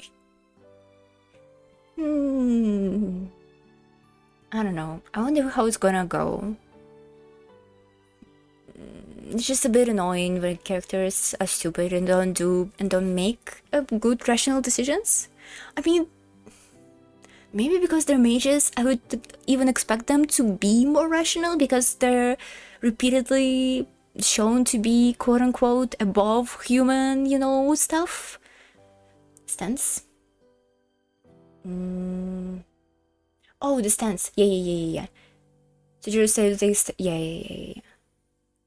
Yeah, it is weird. I don't know. I feel like sometimes they just wanna put some of the characters above other characters in the scene, so they have to make them come to weird conclusions. I don't know. They do it a lot. It's silly writing. That is troubling. Sujiro's face turned grim, not unlike the detective at a scene of a crime. A scene which left no traces of evidence or clues as how the case should be solved. Right? She was a terrible sister. The worst. Unaware of Sujiro's turmoil, Aoko calmly sipped her tea. Sujiro watched as Aoko... Maybe it is just Aoko's horrible character. Toko's horrible character.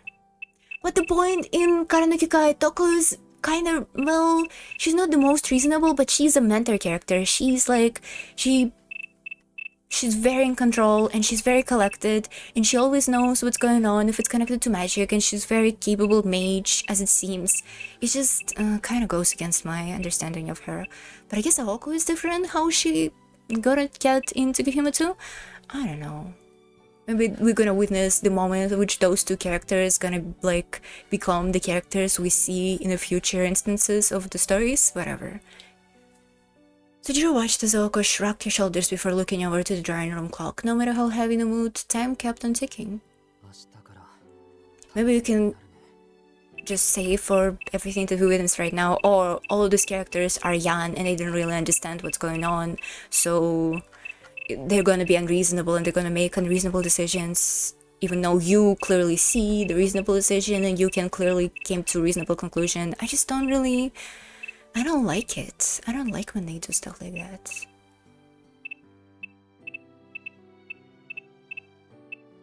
On the other hand, what type of reasonable and sound conclusions would you expect from 3 teenagers living under the same roof, and despite like every and any magic bullshit, they're still like in high school. They don't know shit. Ooh. Yeah, but their emotional intelligence feels a bit low. Yeah. Yeah. Yeah. Yeah. Well, I don't know. When characters are stupid, I just don't like stories like that. Like when characters are smart. Gloomy Days, at least emotionally smart. They didn't have to do like rocket science, but you wouldn't expect you to be like this based on what you see on the other media. Gloomy days ahead, I guess. Are the undeniable victim of today's injustices. And even Toko, who is said, sorry, we keep talking. Even Toko, who is said to just like be 20-something years old and just came from a trip that she explored the world and she didn't came to any like reasonable conclusion at all. Just her hatred and her annoyance with this is so big that she didn't learn anything. I mean, maybe, sure, why not? Okay, look, maybe. Uncle looked ready to move on from the incident, adding, probably, but right now I'm just looking forward to tonight's dinner. Nice. Alice seemed to second that option with her silence. Oh! Losing frames. Hold on. Why?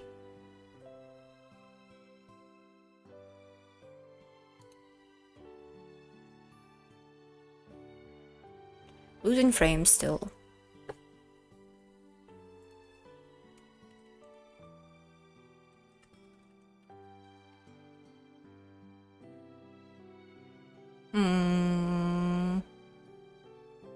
Oh, we're back. Oh, we're back. I don't know why it's like this. Weird. Oh, we're back. Sorry. Comfortable and relaxed, neither of them seemed to have any intention of leaving the sofa to prepare food. Tonight was supposed to be his night off from work. At least until midnight, but Jira knew that until the clock struck midnight, he would be serving unhanded foods for the ladies of the house. Over the lights, I didn't see the frames dropping. Nice. For one, it would take at least another hour to prepare something to eat. And there was no way the exhausted Aoko and Alice would stand for that, so the only other option in the end was to have something delivered. Nice. Maybe I should have taken Toko up on her offer after all. Sujiro opened his wallet as he second-guessed his situation. Where is Toko getting money? Excuse me? She just hypnotized people to giving her money. Oh, she was winning pachinko big. Her eyes settled on a third and the final 10,000 yen bill in his wallet. It stared back at him forlornly, reluctant to leave its home. With a heavy heart, he bid it farewell. Yes. Yay! New chapter. Howling.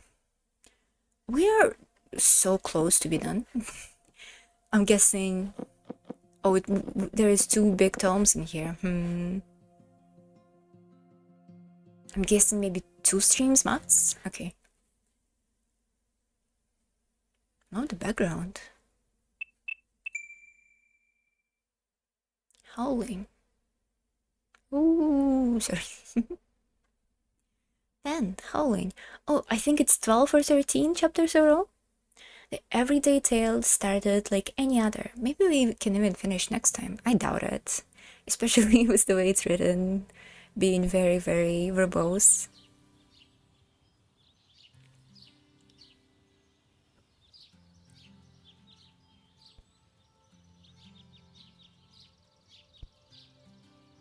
Oh shit, maybe I should have taken a break. I do need my 5-minute break, or else I feel kind of bad when I don't take a break. I should take a break. Sorry. At least we have music here. 5 minutes, BRB. Sorry.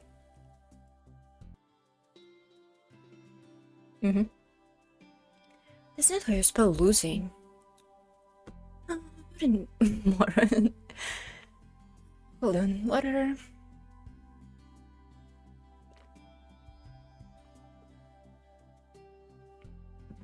Nice. The morning sun alerted Jiro that a day of work lay ahead. Specifically, the gardens needed tending to. Gardens? And the kept garden made for an unhappy Sujiro. Luckily, today was his day off from his all part-time job. It was the perfect opportunity to get his hands dirty. Damn, loves working. There was one problem, however. The mansion's ground were vast.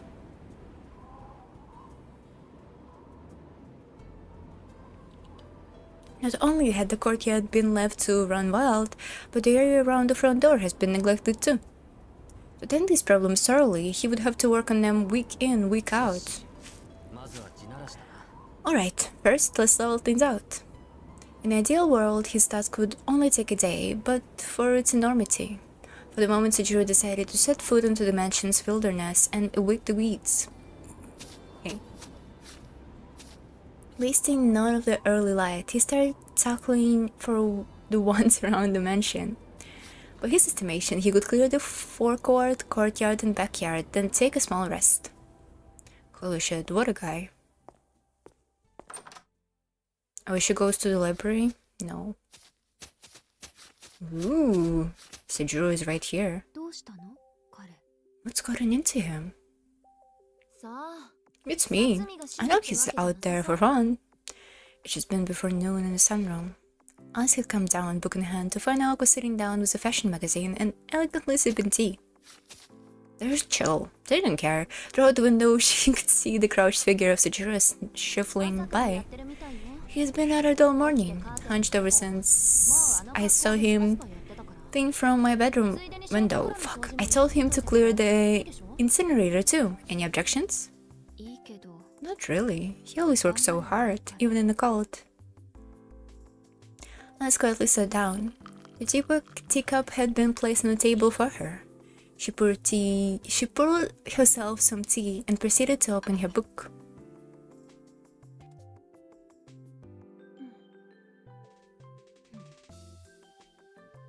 Two sat passing the time in silence. Having happened to have the same idea, a nice relaxing cup of tea in the sunroom. With their evening rolls decided, there was no need for idle chatter. Ayako stared out of the window, intermittently turning her gaze to her magazine. Alice was immersed in a book, on the rune magecraft, occasionally tilting her head up as if to recall something. Are they gonna help him? As if both spoke in argument, in unison, they pressed their teacups to their lips and glanced outside. To the two girls, Sujiro appeared as if he were an animal in a zoo. Neither was interested in lending a hand. I actually like how the dynamic of the characters is not like they really like Sujiro or anything. Like, oh no, it is. Oh.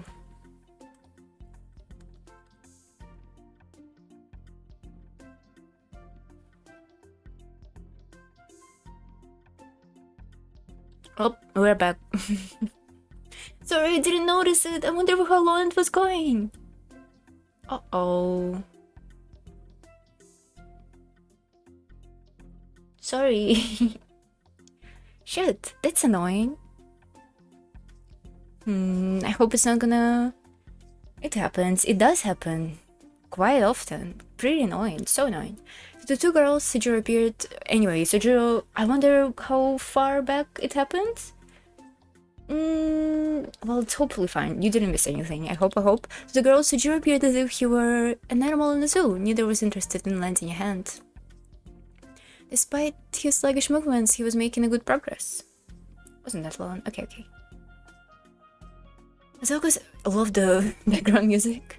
What I was saying, I like the dynamic between characters, that it's not all good and all nice, and people quite annoyed by each other. It's quite different from how the dynamics in the pieces of media like this. As Aoka's attention turned back to the sunroom, her eyes met Alice's. Alice returned her gaze to her book, though moments later she raised her head again. You can at least, send some magical creature to help him, Whoa. He's so good.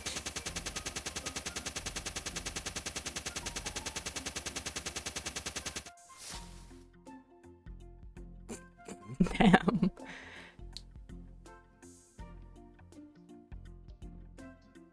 Cleaning her throat, she attempted to focus on reading.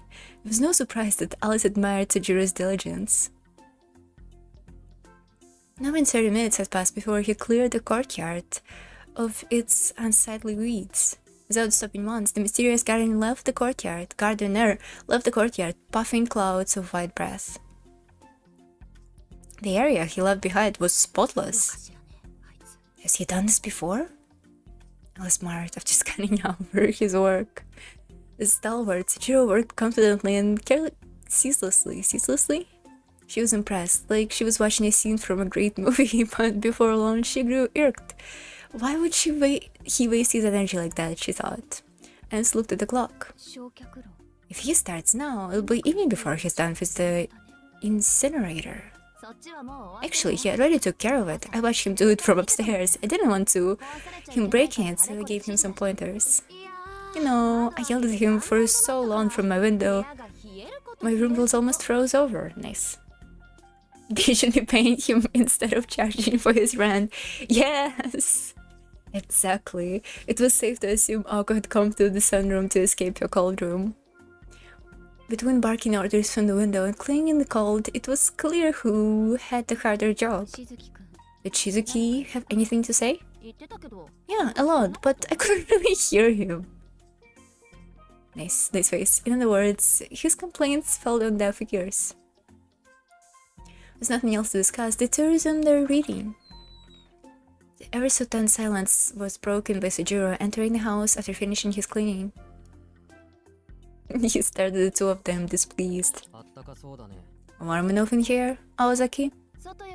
Warmer than outside, unless you're walking the halls. What made you decide to take care of the gardens anyway? Sujiro's subtle jib has failed to find its target. He had no chance of winning, and so hung his shoulders in defeat. It's so cold out today, snow's probably going to fall tomorrow, so I thought I should tidy up while I could. I didn't think I have to work on the incinerator too.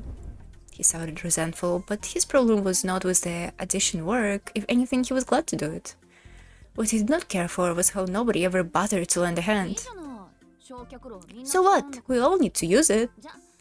Hey, seeing as you're in a generous mood, welcome the upstairs corridor, will you? Oh, and that brace for the beach? Oh, the beech tree out back, it's... And that brace for the beech tree out back is on its last legs. Put the toolbox in your room in the attic for good use. And once you're done with that, come to my room. I have a bunch of things I'd like you to throw in the incinerator. Damn. Yep. And why she made him clean the incinerator. Cruel but clever. And what are you going to do while I'm doing that? No plans, really. Maybe I'll play a little guitar? Aoko thought hard about how to spend her afternoon. Yet the thought of cleaning did not cross her mind, as had always been the case. It was not out of spite that she did not think to help clean, it was because the word cleaning was not in her vocabulary, Sujiro knew exactly why the mansion was in the state it was in. Still, that was not change the fact the corridor upstairs was very long. And Aoko was not lying about how cold it was inside. It was not much different than outside. You really have no intentions of helping me, do you? I mean, I do enjoy cleaning, but I don't know. Don't you even feel little bit guilty using a roommate like this? Or do you just not feel guilt at all? As usual, he might have gone too far. Is he? His remark hit too close to home. I'll go close to your magazine and turn to face him. Oh, now we have a problem? Infuriated, she glared, her sharp blue eyes pierced into him. Sujiro knew he had not said anything unjust, but he always backed down first. Sujiro, let me explain it one more time. Okay. He replied dramatically, staring his back in response to Oko's cold, calm tone. Don't be mistaken. We are not letting you stay here out of kindness. We're putting up with you because we have to. Oko did not mince her words. Sujiro nodded in defeat. Yeah, and? I mean, just kill me at this point. Come on, would be... Yeah, they don't teach mages that they should care about others. The plot makes sense now. Oh, we're back with frames. Pisses me off.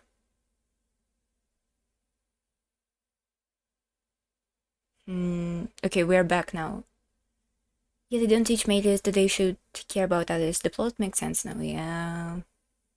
Yeah. Well, you would have thought that Oko, who lived 15 years as not a mage, would know a little bit about this. Just a little stutter. Nice. But no, she does no shit. Sujiro nodded in defeat. It seems like Alice more like sympathetic out of those two. But it's because she's a centrist, basically. Because she was always silent. So I'm basically a pet. Exactly. And not very useful one at that. Oko responded, already tired of the conversation. He's pretty useful. While Sujiro had little room to counter, he still tried. Last time I checked, most pets don't have to buy food or pay rent. Did you say something? Nothing. I'm just a dumb mud barking at the wrong tree. Nice. He raised his hand dismissively, knowing he could not win. To Oko's ears, his attempt at self-deprecation sounded facetious. You don't understand your position you're in. The position you're in, right? Yeah. One where I do all the work. Oko grinned at her pet's obedience. As long as he knew his place, that was all that mattered to her. She seemed to be extremely satisfied with his response. You don't have a care in the world, do you? Her playful smile darkened, as did Sujiro's expression. Ooh. Ozaki, I can't breathe. You know, if I keep this up, you'll never be able to complain again. Shall we give it a try? Just kill me at this point, Ozaki. Just kill him. Just kill him. Smart choice. I don't want to see you suffocate, if I can help it. The grating sound subsided. Here we go. Sujiro gingerly touched his throat. The collar that the collar that had suddenly tightened around his neck returned to his normal size. Do you have any idea how painful it is to suffocate? It's excruciating, true. I told you that the collar was for. You're always so naive, so I took the opportunity to give it a test run. Now you know your place. Anyway, cheers. No wasting daylight. Okay. So that's what the sun was trying to tell me this morning. Sujiro left the sunroom, his shoulders slumped and his tail between his legs. Oko watched him leave before turning to her magazine, as if nothing had happened. Alice paid no attention, none of that had anything to do with her. Based, my centrist girl. With Sujiro's gone, the room once again fell silent. As the clock ticked on, Alice suddenly stopped flipping through her book. Any reason you push him so hard? She asked as though talking to herself. Oko replied without as much as looking up. Nope. We're just going to rest his memories in the end of it anyway. Why get his hopes up? Yeah. He's gonna forget it anyway. Why treat him as a human being? Obscure as ever, but sincere in her own way. When you put it like that, I suppose you're right.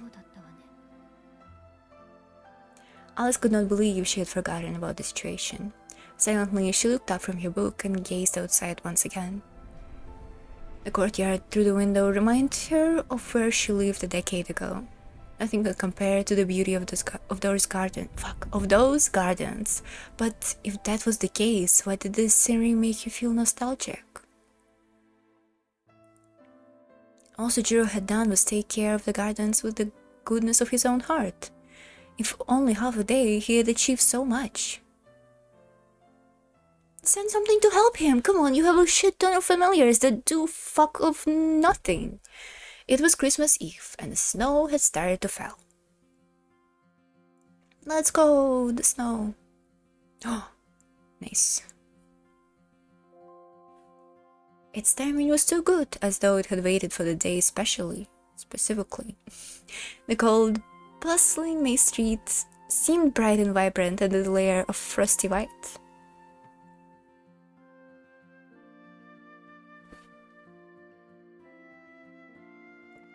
Reindeer statues illuminated the surroundings. I don't see reindeer statues. Lies. Children danced merrily to jingle bells. Do they now? Do they do it? People walked along the brick road, smiling broadly. Do children really dance to jingle bells? Okay. Sure, why not? These festivities, however— oh, it is snowy! That's so nice. Had not reached the mansion on the hill. Silence enveloped the isolated building. The shadow of snow-covered woodland grew longer, beckoning in the darkness. People returned to the wharf from the warmth of their homes, knowing a better night lay ahead. No Christmas tree, no nothing. Something had been amiss in the mansion all day. Perhaps it was the calm before the storm. 2 days had passed since Toko-Ozaki had revealed herself. Ako and Alice spent more and more time locked in their rooms. Meal times had grown noticeably quieter. As their roles decided, they were too busy with their own jobs to worry about each other. On this day, the two had been relaxing in the drawing room since morning. The mood was calm. Well, mostly at least, Sejiro was fretting that tonight would be the same. The snow just couldn't wait till tomorrow, could it? He aimed his words towards the girls on the sofa, despite knowing that would be ignored. Whether the snow fell today, tomorrow, or not at all, it did not affect them. The snow just meant a white Christmas. Ako remained silent. She wasn't ignoring him per se, she just had other things on her mind. Sejiro knew this, but still cast a lonely glance around the sunroom.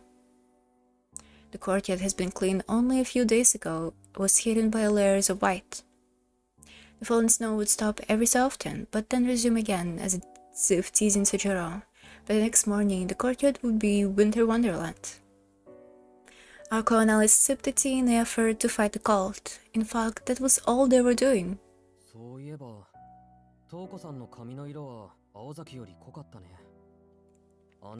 You know, Toko's hair was darker than yours, Ozaki. I've never seen such a beautiful red hair. Shame it was so short. I have a feeling that it's painted, dyed. Sejiro rumbled on, not expecting a response. However, her hair was cut short? Ako's expression went from nonchalant to its usual sharpness. What do you mean short? You're talking about your hair, right? Yeah, even shorter than Alice's. Is that a big deal?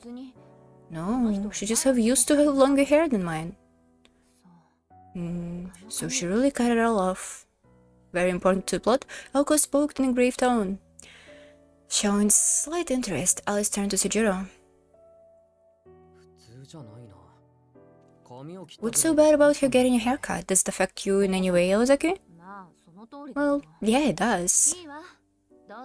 As we have nothing to do until nightfall, I suppose I'll explain. You're lucky. If you hadn't said anything, we have been obvious when fighting her. It's because hairs are like good things for magic or something like this. Didn't Ako use her hair for her magic before? Something like this? Something. Oh, we are out of frames again.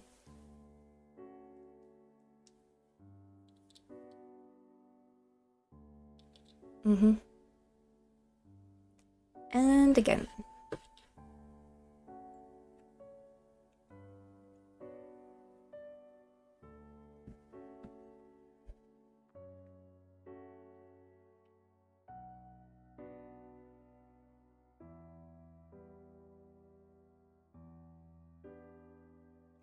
And we back? We should be back. Really? Didn't notice on your side? It's so bad. It's all in red.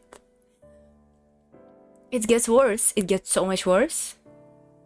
It gets better. It gets better. Okay, it should be fine. Uh-oh. Oh, here we go. Now it's good. Sorry. Oh, that's plenty annoying. Okay. It never went off. Oh, really? Okay, that's good. Okono only glanced at Alice. Her expression suggested she was treating her. Treating her? She was also likely seeking approval. Alice remained stoic as ever, her expression showing neither approval nor disapproval. How can I put this? Mages can use their hair as a weapon.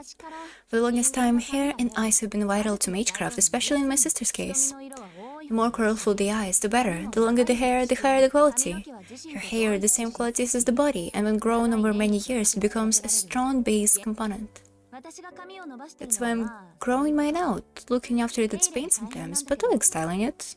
Nobody asked. So Drew glanced figuratively at Alice, wondering if the same held true for her. Maybe Alice had cut it because it was hassle to maintain. It sounded stupid, but then again, this was Alice, Sujiro nodded to himself. So, that's good for you then, right, Ozaki? I mean, that Toko got short hair. If she'd used all her hair before coming here, then yes, long hair can be used in tons of ways. I can only use it to temporarily reinforce magecraft, but my sister can use it to complement longer-lasting spells. With all those thoughts and memories in his hair, it's like having a mage clone. You can even use it on a dead dog or cat, reviving them and making them mage's familiar. Damn, familiars with no previous magecraft energy, like said dog or cat, can acquire magic circuits, all thanks to her hair. The reanimated creatures become something entirely different. They can even speak and take human form. Their behavior changes too, to something resembling a regular mage. Right, Alice? Her last words came with a mocking smile. Alice silently ignored it. What is this job?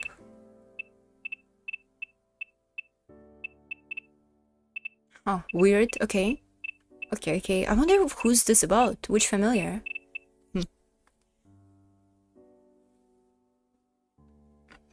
Is game too loud?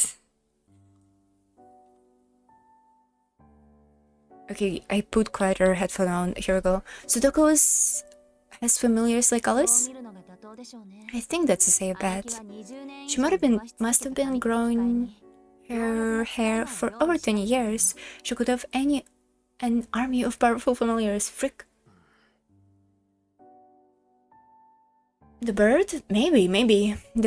Well, no, I don't think it's the bird, because the bird was said to be here before Alice was born. So, maybe somebody else? The fight in the amusement park. Just the thought of Alice Konoji releasing Flint Stark sent a shiver down Sujiro's spine. The oil of the moon had been a unique familiar out of this world. Hey, don't worry about it. She couldn't create a familiar that could destroy Misaki or anything. Still, a familiar created with hair that long would be incredibly powerful. Mages just use their hair though. They need to reset one of the 3 pillars from the beginning. They have to grow their hair again. Making familiars is easy, but not bleeding them.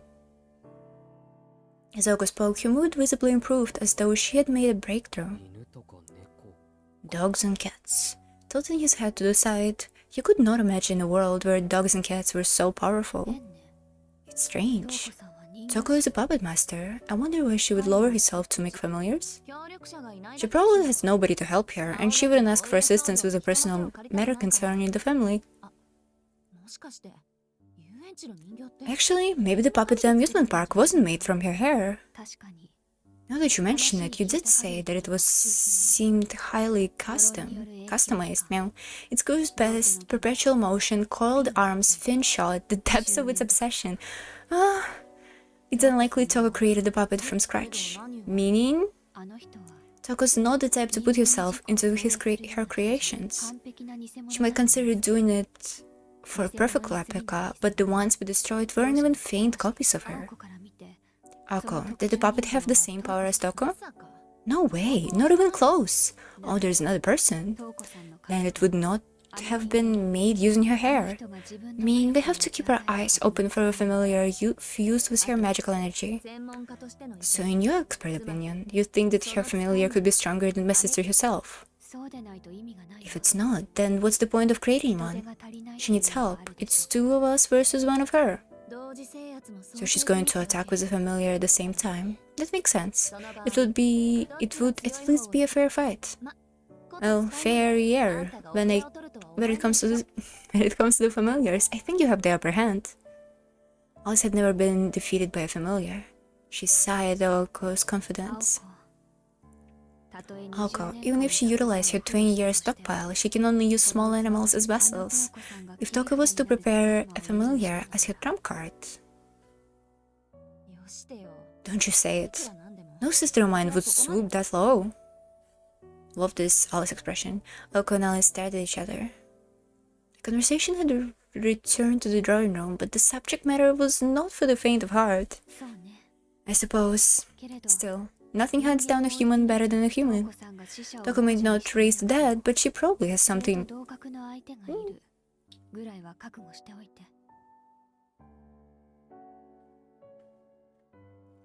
Sorry. Toko may not have raised the dead, but she probably had something just as powerful up her sleeve. Foreshadowing of Aoko animating Sujiro? Ooh, she does like to compare him to a dog. Ooh, maybe. Maybe. I kind of love the concept of reviving somebody with your hair. This is kind of nice. I don't know. I like when hair has magical powers. Those are fun. Yeah, okay. I admit geniuses can get stuck in their own world sometimes. Whatever corpse she throws at me, I'll be ready. Aoko nodded reluctantly at Alice's directness. Needless to say, Sujiro was completely lost. I don't quite follow. Why are you both convinced the familiar is that? Because living partners aren't familiars, they're co-conspirators. Familiars can live with a mage to sustain them. Still, they're the perfect foil, strong-willed and smart enough to compensate for their mage's shortcoming. Everything you want from a great familiar. Let's be real, who would want to bring that kind of partner back to life? Wouldn't? Who wouldn't want to? Okay. Completely obedient and capable of compensating for their mage's weaknesses, Sujiro felt that a familiar was little different than himself. Now then, my sister was always been a rune user, so we can somewhat predict her tactics. The trump card, which we need to be worried about, is probably a familiar. It's likely she used up all her automata already. Aoko spoke directly to Alice, looking for confirmation. Alice nodded in agreement. So we stick to the plan. Let's call it a night. I'm gonna make her pay for all the crap she put us through for the last months. Aoko clenched her teeth and balled her fist. Balled? It all seemed like nothing more than a sibling rivalry. In fact, that's probably all it was. Looking at Aoko, Sujiro let out a sigh of relief. With what happened with Toko and how they reacted to her visit, the atmosphere had been deathly intense. No thoughts in his facial expression for... Now though, Aoko seemed much calmer. He took comfort in the thought that perhaps the sister would just bury the hatchet. Even if Aoko and Toko were not sisters, he would not want to see what would happen if they fought. The hands of a clock turned gently. Approaching Judgment Night, a merciless silence would soon come to mock Sujiro's complacency. Nice. And we drop in frames again.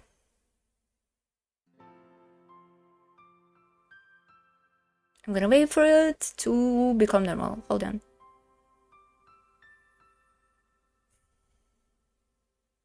I would kind of love to finish this chapter.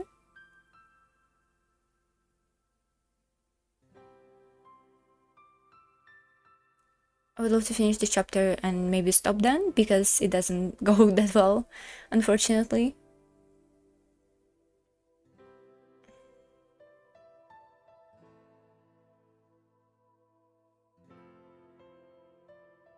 It drops lower.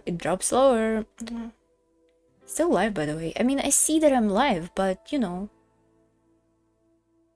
It's like dropping frames, dropping frames, dropping frames. Oh, we seem getting back to normal?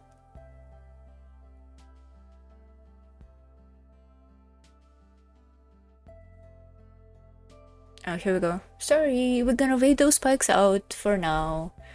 As night appeared, two things vanished.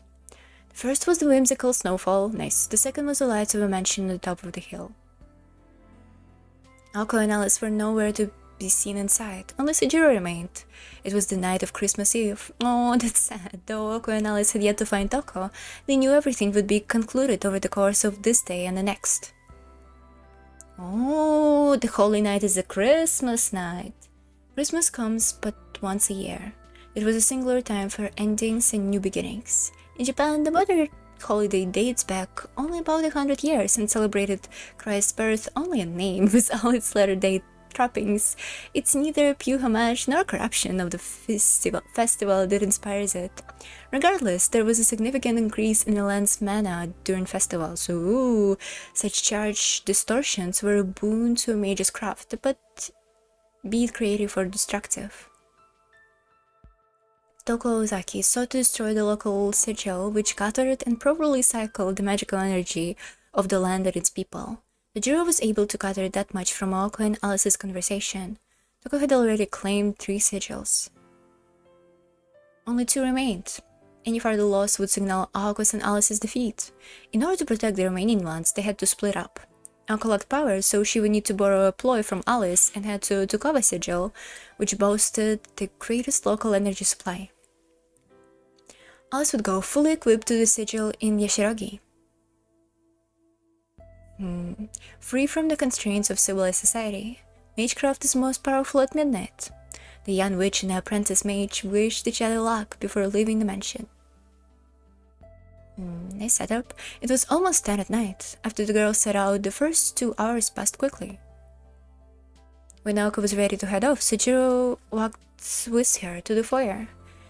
Neither had spoken a word to each other. She had departed without showing any signs of fear. It was difficult to tell whether she did not want to get him involved or whether she did not see him worthy ally in combat. The thought stuck with him. He let out a long sigh. Not out of dejection or frustration. It was a mechanical, emotionless breath. He sat on the near-frozen floor, staring vacantly up at the skylight. Moonlight peeked through the clouds. He imagined the moonlight bouncing off the town's powdery blanket and illuminating the night. Meow. But he would not find himself downtown. Watching from the sidelines was his role to begin with. His roommates and he lived worlds apart. Okay, my guess is... I don't know, there's gonna be 3 characters. There's gonna be, like 3 villains. There's gonna be Toko, there's gonna be her familiar, and maybe somebody else. Because I'm guessing Toko would go here or to Aozaki, and Alice would fight with a familiar. Probably, maybe. I feel like Sejiro gonna have some role in this, hopefully. I don't know, I kinda would love to see it, I guess. His roommates and he lived worlds apart. He could not keep up with them, and if he did not show the same kind of will, he would remain on the sidelines. However, I get it. I'm not needed anymore. Sejiro looked up at the moon.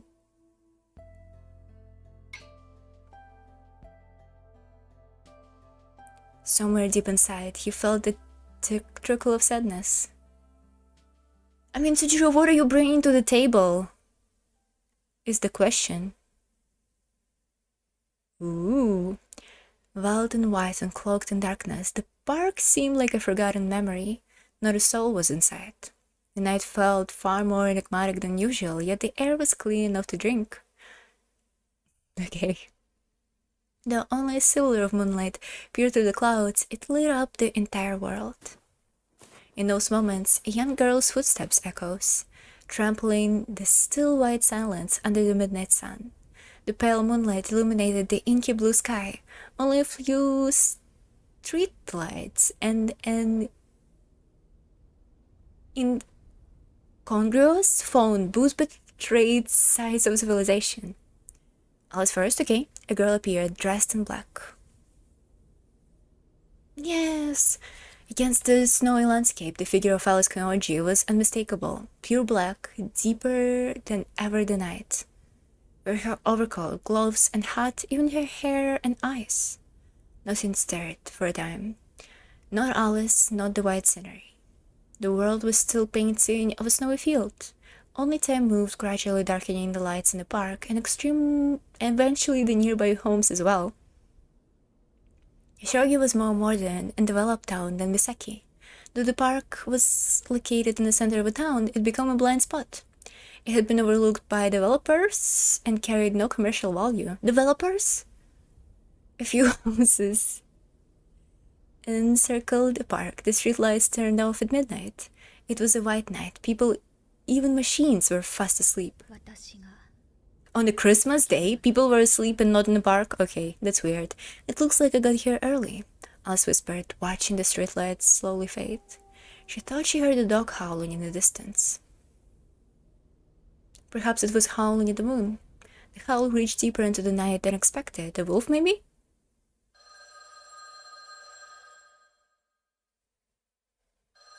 The phone rang.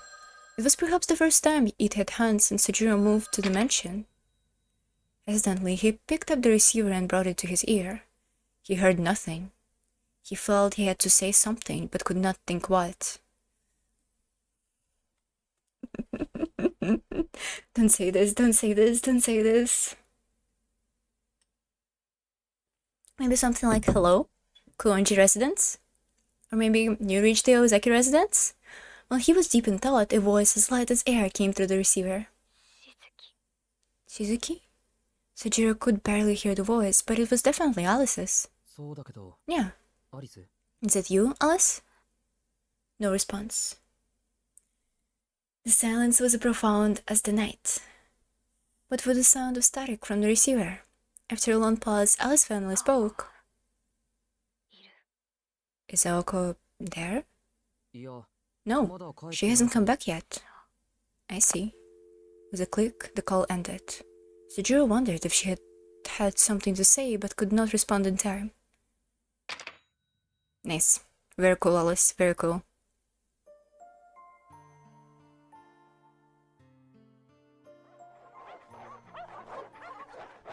Slowly they advanced, craving through the fresh snow. There were so many. Where had they all come from? Dozens of feral dogs snatched at Alice, their eyes strained on her. The snow clung to the beast's mangy fur. Cute. Little puppies! Their clenched fangs and bloodshot eyes hid a barely reined hunger that might burst forth like a lightning at any moment. They yearned to taste her warm flesh and satiate their empty bellies. To them, the girl in black stood like a lighthouse in the stormy sea. Cute. She watched them, disinterested. It appeared that Yashirogi sigil was the key target tonight, not Tokawa where Aoko had gone. Alice had always been unflappable, and the child's play before her was hardly about to change that. Her main enemy was not the dog surrounding her, but the lone mage behind them, Toko Ozaki. Oh, she's here? What hideous taste is that which you fell into after these last several years? Not that I'm complaining. If this is who you really are, then Ozaki and I have nothing to worry about. Toko laughed at the acerbic taunt. My, such immovable spirit. Rest assured, Alice, I'm not doing this for fun. Oh, she's here. That's unexpected. Crunching through the fallen snow, Toko slowly came into view. I guess it's not the final battle. It's just a prelude, I guess. She wore a moss green coat that contrasted sharply with Alice's garb. A silk scarf warmed her neck. Nah. She stood tall, her hair short, striking a more valiant posture than any young man.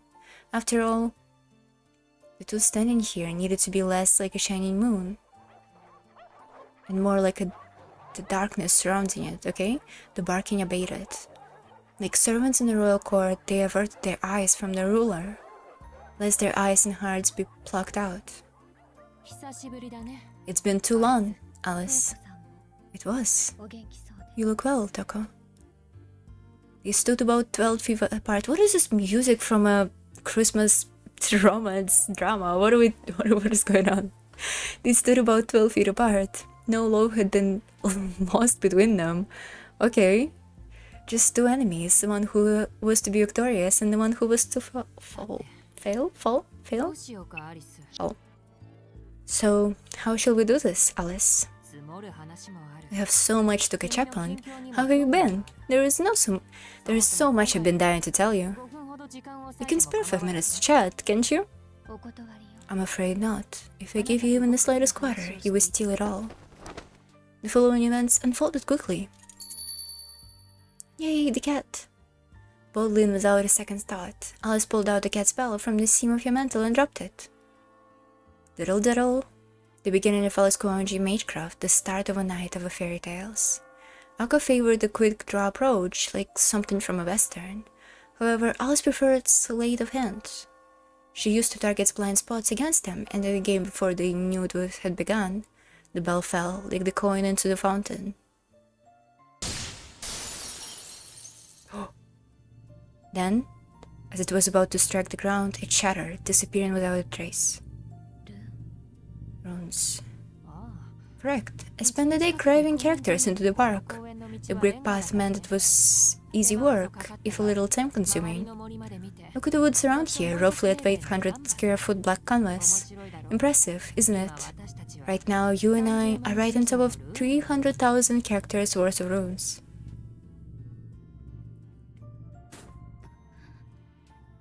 Swallowing hard, Alice took a step back. Toko had carved runes all over the ground. Even in the area Diddle reacted to alone, there was a depressing amount of them. Had she truly carved them into the whole park? Alice did not react with surprise. She seemingly narrowed her eyes. She could see how it would have taken a whole day. It was no wonder Diddle, the banquet of the night, was destroyed by the skin of sun. Still, something bothered Alice. How in the world did you hide them all? There were just so many. What kind of magecraft could do that? Oh, these are special.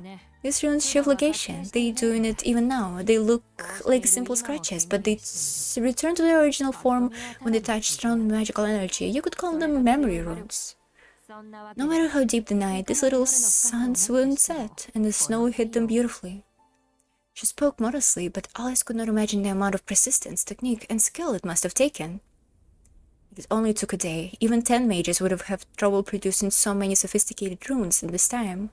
Moreover, these runes were made using a known technique the association had not approved. It pains me to admit it, Toko. It's a lot of power to use on one poor little girl. Oh, please. I've never thought of you like that about you, something like this. No, there were times when I admired that body of yours. To help one like that.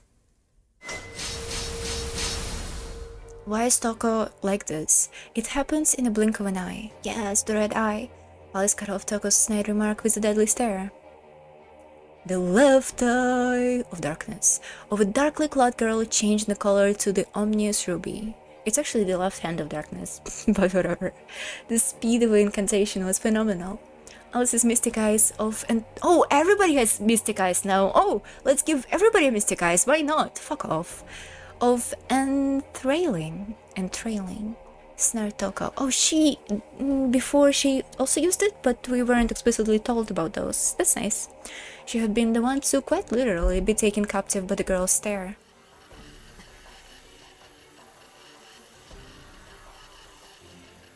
Toko tried to raise her arm, but could not even move a finger. Alice's mystic eyes command absolute control with no room for resistance. Nice. Only person internal. Oh my god, it's code Geass. It's a Geass.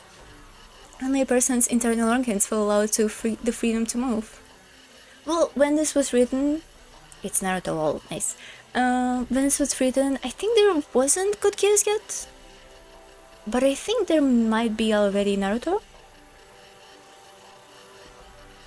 Hold on. Quick code Geass. 2006. Okay.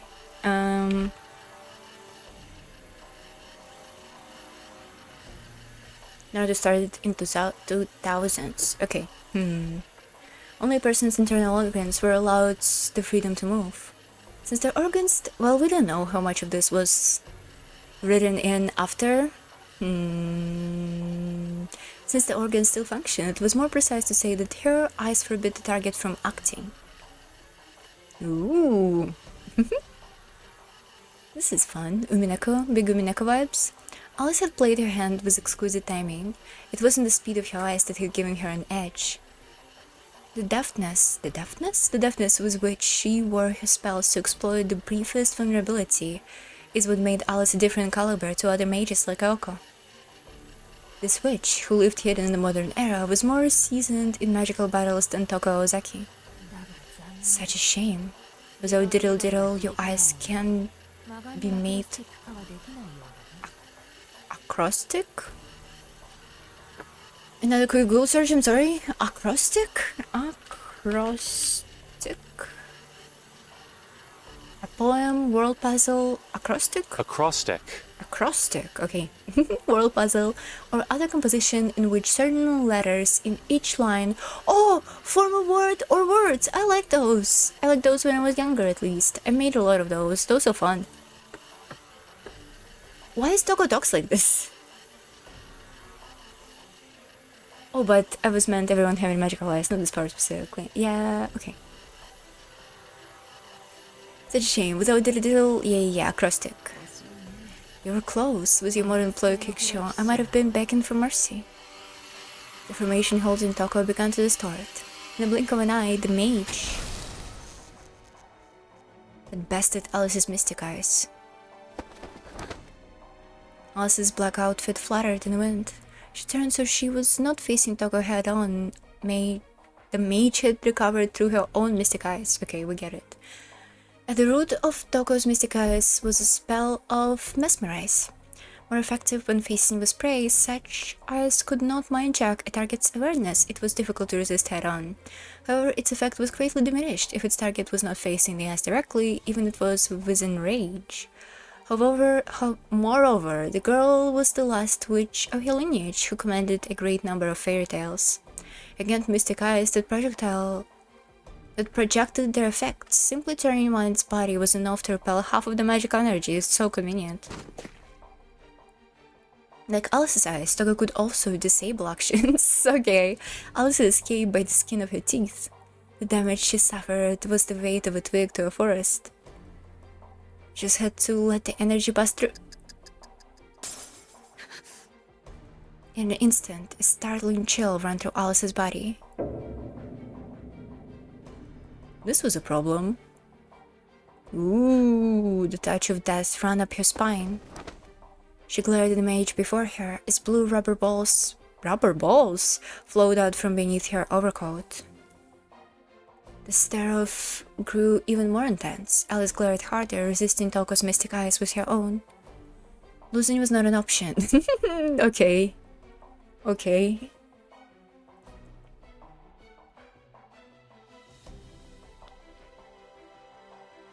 Oh, and there was more drop frame. Sorry, I did not catch this. In terms of raw magical energy, Alice Orange's mystic eyes were more powerful and advanced than Toko's.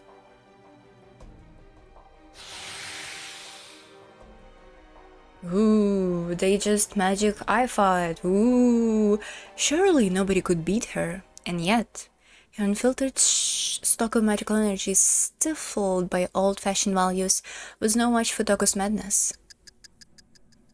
Ooh, the madness! Deep within her eyes. Somehow, the eye revealed a sealed power.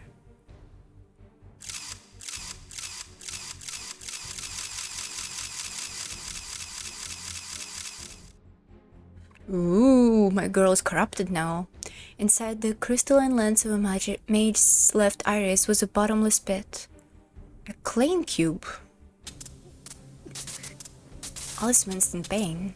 The binding grew in number. Binding? So many mystic eyes, 1,000 perhaps, all fixed on Alice. Pressure, so much pressure, endless, and Alice knew it. She saw. Incredulously, she saw the eyes glowing within eyes. Toko had placed opposing mirrors inside her eyes, resulting in an infinite glare. It was an act of mad woman creating mystic eyes within mystic eyes. Whoa, mystic eyes within mystic eyes. Yeah, you don't have to explain your magic system when magicians just staring at each other. Yup. She could even control the resulting chaos caused by all the copies. Your insanity, no bounds. Shut the fuck up, okay? No mage in their right mind would mass produce so many mystic eyes, the last escape of humankind, so indiscriminately. Yare. Oh dear, am I making you uncomfortable? Tell me, am I doing a good job of imitating a mainster? Aren't you impressed? Instead of bending reality using a rare mystic like you would, I mass produced a mystic to bend reality to my will. On the surface, they're regular mystic eyes, only their volume is infinite. No matter how much magical energy an opponent uses to resist them, they will simply multiply the energy needed to bind them. She wielded powers without limit to disable an opponent. Once one was caught in them, okay? One was chained to the concept of infinity. Rip Alice? No, not the Alice. Projection type eyes had the fatal flaw. Their firepower and formula were insignificant compared to the great artillery of incantated spells, but Toko had torn down conventional wisdom and brute strength. It's so edgy. That's so true. If the gun was a pea shooter, she simply needed to bring more guns. 9mm bullet could never destroy a fortress unless one threw a fortress mass of bullets at it. The principle was brutishly simple, but in a world of magecraft, where concepts decided supremacy, Toko iterative mystic eyes were the perfect weapon, The target would be bound until she closes your eyes. In theory, at least, the effects were infinite. No amount of magical energy, this is really like a Naruto, no amount of magical energy could ever overcome it, so it was utterly futile to resist using magical energy. Of course, only one way to counter it would be to stay out of Toko's line of sight to begin with. Lol, just stay out, lol. The standard tactic against mystic eyes was to defeat the user before they were aware of you. Just cut off your eyes or something, I don't know, this is gory. There was, however, another way. It was simpler than one might think. Ooh, nice face. I'm afraid it's checkmate. Any last words? Close your eyes. Alice could no longer see her enemy. Toko's infinite eyes had bound her. All she could make out was a silver of moonlight. And a blue streak tracing its way towards her. What is it? A rocket? What was it? Fine, I wish I could say I had no regrets like you. Ooh. She drew a rune in the air, unleashing a shockwave to tear flesh asunder. Asunder? The gusts became blades of air that shredded Alice's overcoat and minced.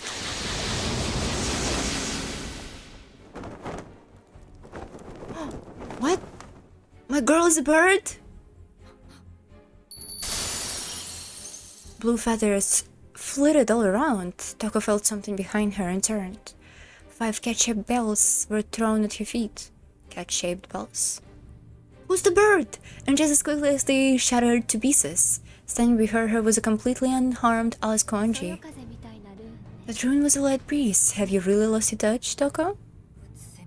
You used a double? I've never heard of a ploy that can take a form of a mage. Well, you have now.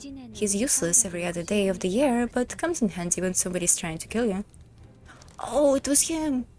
As if responding to Alice's words, a bird began chirping frantically. An anonymous sacrifice. Who killed Cock Robin? Nice, I could deny it, son out of tune. Ah, that old rhyme. But you can only kill it once. Wait, it's real?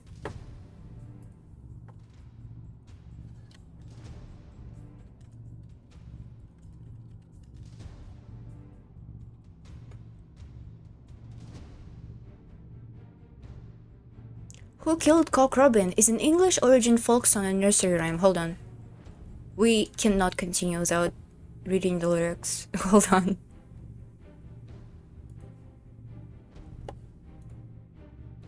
Is nothing gonna load?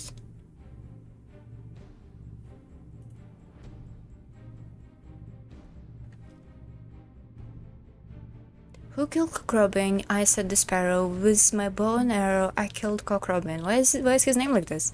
Who saw him die? I said the fly. With my little eye, I saw him die. Nice. Wow, okay. This was underwhelming. Here we go. That old rhyme, but you can only kill it once. Not it would matter if it was more than that. The bird's squawk is very unbird-like death throw. From behind Alice, the blue robin fell from its tree, the victim of Toko's mystic eyes. So useless. How about you and I start over? Or rather, let's end it now. You're out of options in this park. I don't think so. Granted, I may not be able to break free of your eyes, but... Yay, she's back!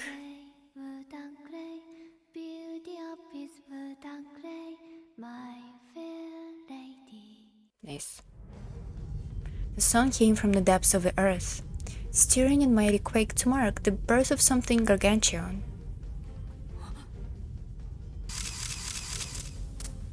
Toko needed to throw Alice into an infinite hell before whatever one it could be completed, but she was far too late.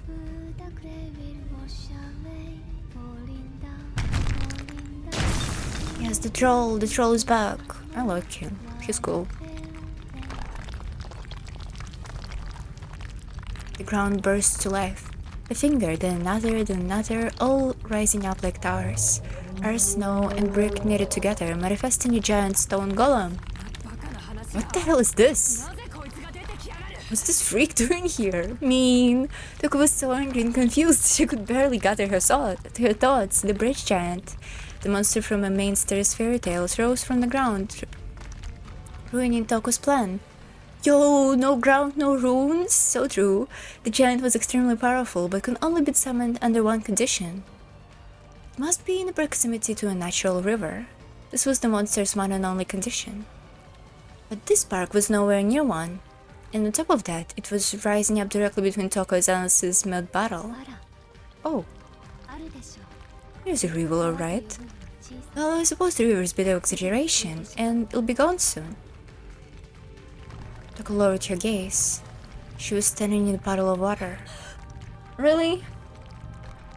This could be easily solved with a paper spray. Nice. I can't believe how unpedantic they are about definition of the river. What about, you know, all the river parts that it has? I don't actually know how they call it in English, but you know, it has like multiple parts that the river has to have in order to be considered a river. Whatever, man. What about geography? What about all the geography? The scarred red mage was dumbfounded. That was why Alice had used diddle diddle before. While the bells could be replenished, they were valuable to Alice, and she had spent 5 throwing them. Those are cute. Throwing them in an unintentional layer for the sun runes to destroy. From there, a stream of melting snow. Shining fingers. We are now yelling our attacks out loud. Let's go. Go back. Oh, it looks different from the last time? Oh no, it looks the same. The arms of a damn stroll rose up from the stone paving. The monster's torso alone suppressed earthy feet. Maybe it is different. Well, before it was made out of trees, and now it's made out of like park parts. Its form was made entirely of stone. Previously, thank you, she had created one using the trees of a forest. However, Toko knew instantly the monster before her was at least twice as powerful. Halt! She unleashed her stacked mystic eyes. Nice shot. They were meaningless at this stage, they had no effect on the giant. As said, mystic eyes can be countered in 2 ways. The first is to hide oneself from view of the mage. This was the standard response. The other way, however, was devilishly simple, yet 100% effective. In fact, it's less of a way and more of a fact. Mystic eyes curse a target by focusing on them. However, what if the target was too large to focus on entirely? Okay, I don't think it's that much of a gotcha as the story wants you to think, but whatever. The answer was, one could barely stop a single arm. The giant unfazed raised its arms and smote it down to the ground, destroying thousands of runes. Thousands. Wow, direction? No way. The demolished stones were then absorbed into its arm, adding to its mass. Nice. As the mage had said before, no matter how deep the night, those little suns won't set. While the suns might not set, they could be crushed under the bulk of Giant's hand. Oh.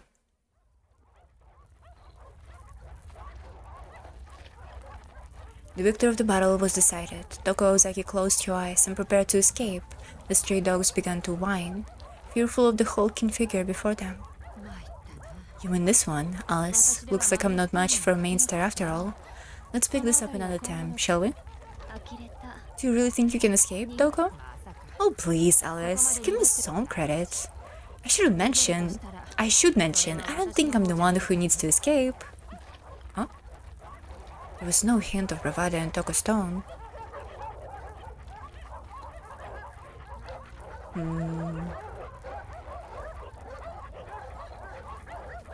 Even in the face of a titan she had no means of harming, her confidence was unbreakable.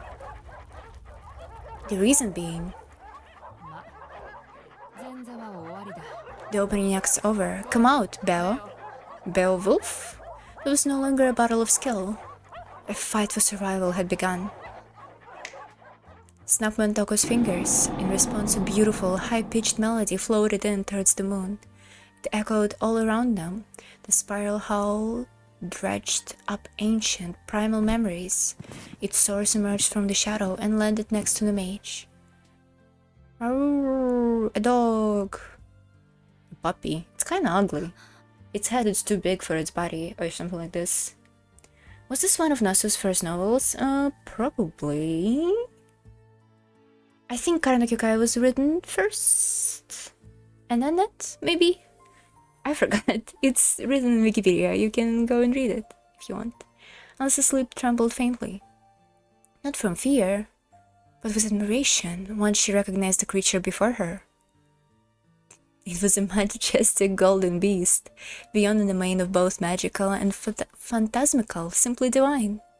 It was a life that should have passed from the world with the age of gods, a mystic derived from human wisdom, preserved by thousands of generations of hidden tradition. A recreation of a miracle that once freely walked the earth, the natural enemy of magecraft, able to crush it with ease. Megafauna? Quiet resignation settled over Alice's face. The golden beast changed. It's gonna be a person? This time she didn't even have a chance to admit defeat. Okay. Well, anticlimactic? Okay.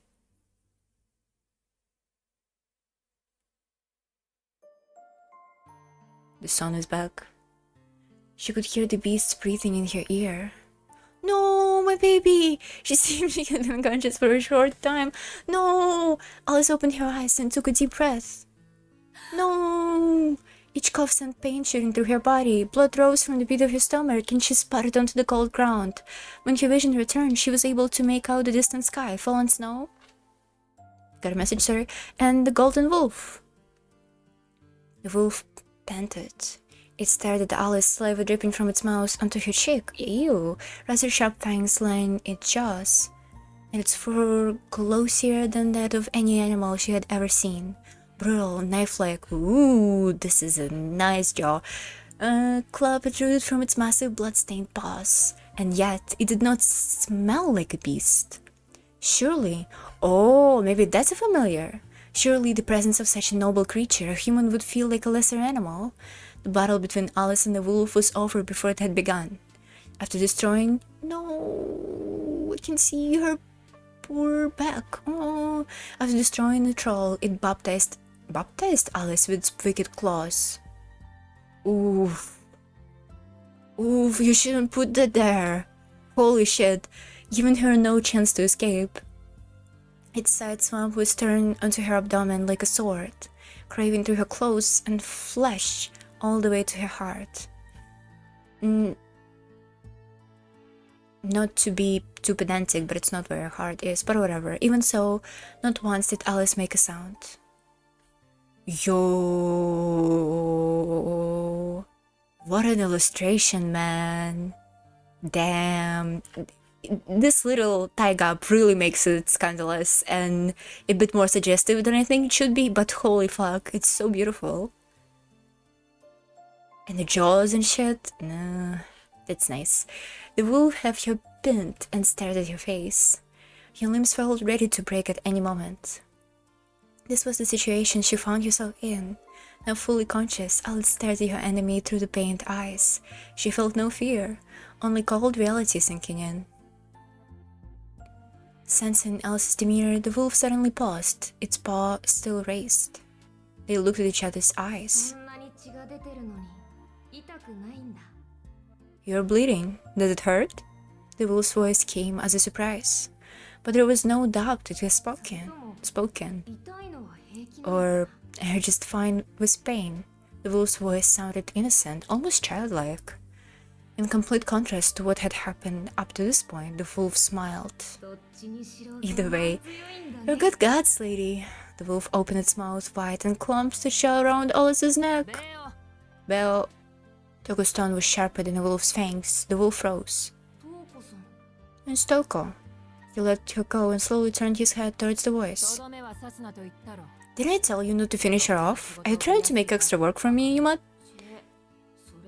But that's the best part. Well, this was a washout, and the troll went down like everything else. Talk about disappointment. The wolf backed away from Alice, as if no longer interested in its prey. To the golden beast, she was little more than an old chew toy. No, my poor girl, don't talk about her like this. Conscious again, even with all blood loss and broken bones, you're tough. Do I have a mainstay training to think? Barely clinging to life, Alice stared at Toko, but not a stare of hatred or defeat, but one of disbelief. Alice simply wondered why Toko had bought such a beast. Ah, pardon me, I should have introduced you. This is the last known werewolf of Earth, a pure blood. Oh, it's a werewolf. Born to an indigenous tribe of northern European tundra. Okay, as you can see, he's a golden mystic, and it doesn't do...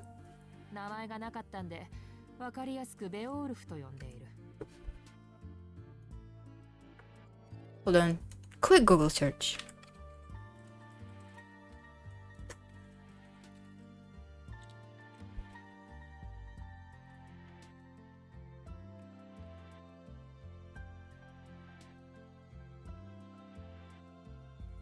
Okay, we're chill. We're chill. It's okay. I'm not gonna say what I thought. It's okay. As you can see, he's a golden mystic, and it doesn't do much justice to say he merely resembles his ancestors.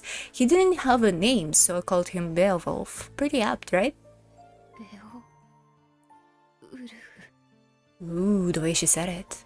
Alice's face was perplexed, even though she hadn't wavered when she was disemboweled. Beowulf. The name of a heroic giant slayer from a Danish legend. It came from an Old English, a combination of honeybee and wild beast, a bear, in other words. Ooh. Kind of incongruous name? What do you mean? It's cute. Perhaps because of a name or because of a golden beast itself. Fighting the pain, Alice struggled to read Toko in this respect. She was worse than Naoko. Incidentally, Belle called those other mutts in. Naturally, I didn't think they have any effect on my mainstay's daughter. For now, at least. No, my girl! Toko mouse twisted into a grin. I think Sujiro gonna come and pick up Alice. Not the warm of... Toko mouse twisted in a grin, not the warm one Sujiro saw unprompted, but the merciless smile a victor displays to a loser. The disdain in Alice's eyes turned to anger. The golden mystic, he looks so dumb, no offense. How could Toko have brought such a creature into a human world? Come now, it's just supply and demand. Depopulation is not just a human problem. Their old ways were unsustainable, so I brought him for a high price. Well, more like I had to pay for the right to bring him out of his cave. As you might have guessed, I used my hair for the contract with Bao. I like to think of it as creating an alliance with a beast instead of creating a family. Huh? While she was talking, Toko noticed something strange. An unusual sound, a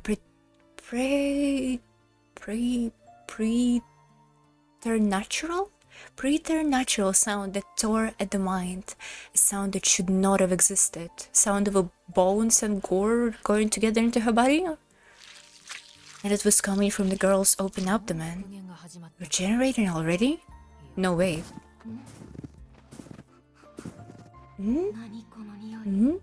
What's the smell? Smells like something amazing is going to happen. Curious, Beowulf moved closer, like a puppy examining a new toy. Now look at this. Stay over here, Beow. Pull yourself together.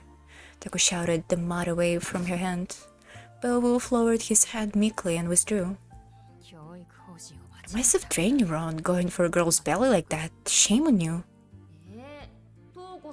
So, but how come you're allowed to look? Idiot, I'm a girl, so that's fine. Okay. Weird.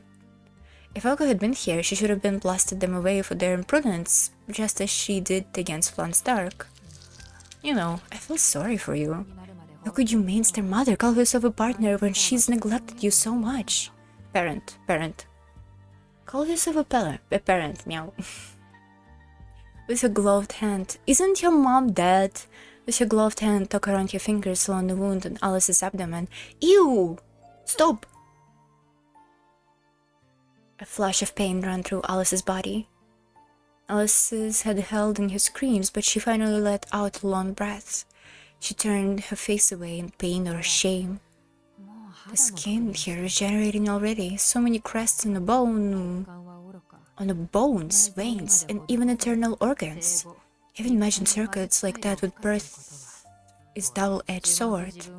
They cut incantation time, which is great boon for a mage, but the more they are, the more pain they bring. Aozakis have crests in one arm. We've got nothing on you, do we? The magic crests Toko referred to were the inheritance of the Aozaki family, passed down by their ancestors. They can only be inherited. Aoko had received the one that were meant for Toko. However, ours had its own set of drawbacks. The pain Aoko feels in her right arm is a reminder of your human body reacting to being changed to a mystic. What is this universe we live in that Alice only get beat up and freaking Aoko is Aozaki is doing all the beating? What is going on? Come on, can we have can we have Alice beating Aoko for once? Or Toko? Like anybody at all? Your mundane body rejects the right arm, and that pain in the cost of its deletion.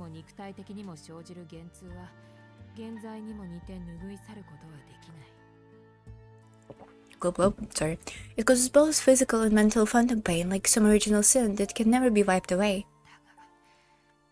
Still, this song pisses me off. When you come this far, pain becomes trivial. It makes it difficult to know if you're really alive. Do you still believe you're human?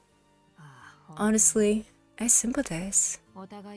We both had a hard time with such extraordinary teachers, haven't we, Alice? Toko took Alice's body in her arms. The wound from Beowulf had mostly healed. Even so, her breathing was shallow, likely due to the pain. Toko gently held the girl's face in her hand.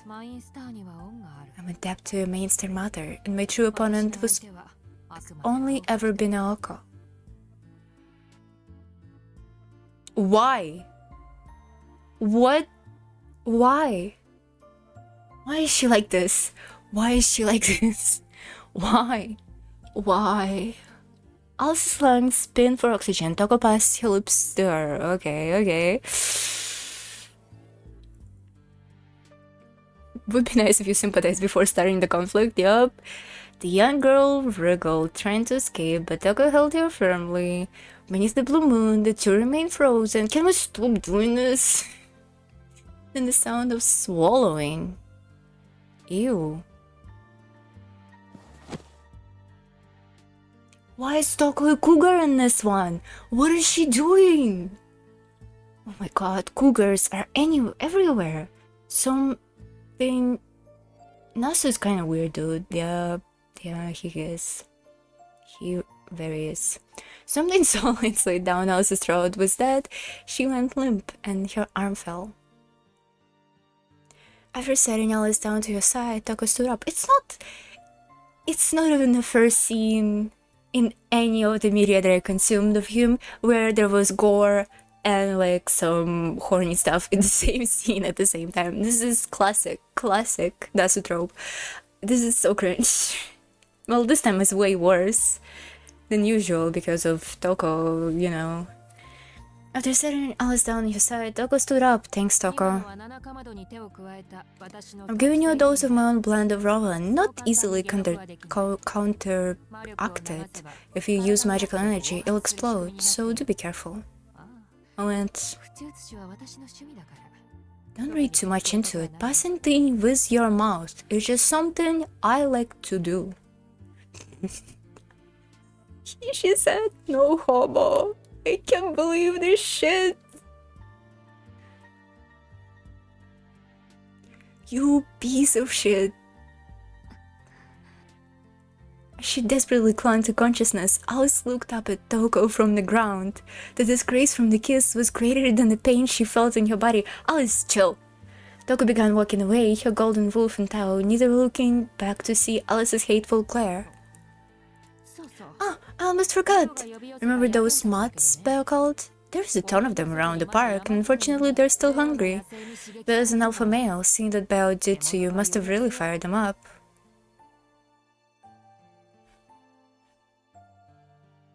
In a roundabout way, I thought... I can't believe she's fucking wearing stockings in winter with the snow. That's crazy. Anyway, in a roundabout way, Toko had read Alice her last rites. In nature, it was common for the weak that could no longer move to offer their bodies up to feed the strong. Well, Alice, I think that's everything. It's a long walk back, but hopefully you make it safely. With a twisted grin, the mage headed onto the darkness. As your footsteps faded, the sound of growls grew louder. Alice could still barely focus her eyes. The hounds looked like monsters out of a picture book. Alice took a deep breath, her consciousness slipping away. The sky was blue, the trees were tall, the park was a graveyard. In the corner of her eyes, though, Alice could just about to make out a solitary phone booth. The phone rang. It was the second time Sujiro had heard its voice echo through the cold foyer. Only a few minutes has passed since Alice called. He wondered what she could want this time. The call persisted, determined not to leave him to his thoughts. Hello, Kuonji residence. Oh, is that Sujiro here? Ichiro voice? Sujiro has been expecting Alice. It was Toko Ozaki. Somehow Sujiro was not surprised. Yeah, it's me. How are you, Toko? Fuck off. He checked the time. He thought it was about midnight by now. No matter what the situation, Sujiro always kept his cool. He could hear Toko trying to suppress a laugh. After taking a while to compose herself, she started talking again. My apologies. It seems you have perchance for catching people off guard. Anyway, to answer your question, I've been very busy today, trying to finish off everything. Huh. That's a coincidence. Ozaki was just talking about you. I thought she might. At times like this, you can tell we're sisters. In fact, that's the only thing we ever had in common. Timing. Oh, I bet you tried to get her to stop as well. As an Ozaki, I know she didn't take that too kindly. I wouldn't. Sujiro realized she was probably right. Ozaki words made more sense now. Getting to the chase. I don't have time to gossip. Is Oko there? It almost sounded like she was worried about your sister's whereabouts, but the cool-headed Sujiro was not forgotten Toko was their enemy. Keeping Oko and Alice in mind, he decided to be evasive. Who can say? I'm not sure what answer you expect, Miss Toko. The question shifted the tone of a conversation drastically. Sujiro could hear Toka mutter to herself in annoyance. Sujiro was proving to be more quick-witted than she had anticipated. A change of track was required. I suppose not giving me an answer is probably the best course of action. In the first impression, I thought it'd be wise not to ignore you, but now I don't think I want to get you involved. So for your sake, stay out of this, okay, Sujiro? The warning came from the heart. Sujiro responded flatly, once again not giving any sign either way. It seems she wanted him to stay out of this too. Is Sujiro gonna piece two and two together and understand that she fucked Alice over, or what? It seems she wanted him to stay out of this too. Even Sujiro could tell the girls were being kind in their own way. But who asked for their kindness based? I'd say goodbye then. I'm much busier than you think. You called! Although, there is just one tiny thing. I know it's hardly fair, but I'd never forgive myself if I didn't tell you. So I'll have to put half of the responsibility on your shoulders. Toko giggled. I laughed to show she had him in her palm of your hand from the beginning. I met Miss Goranji a short while ago. Wow, just tell him all of this out loud. Cool. She called you earlier, didn't she? Her tone had not changed. She sounded as cordial as before. Even so, as soon as Sujiro heard Alice's name, a chill ran up his spine. Well, right now she's in a bad shape. Can barely walk, in fact.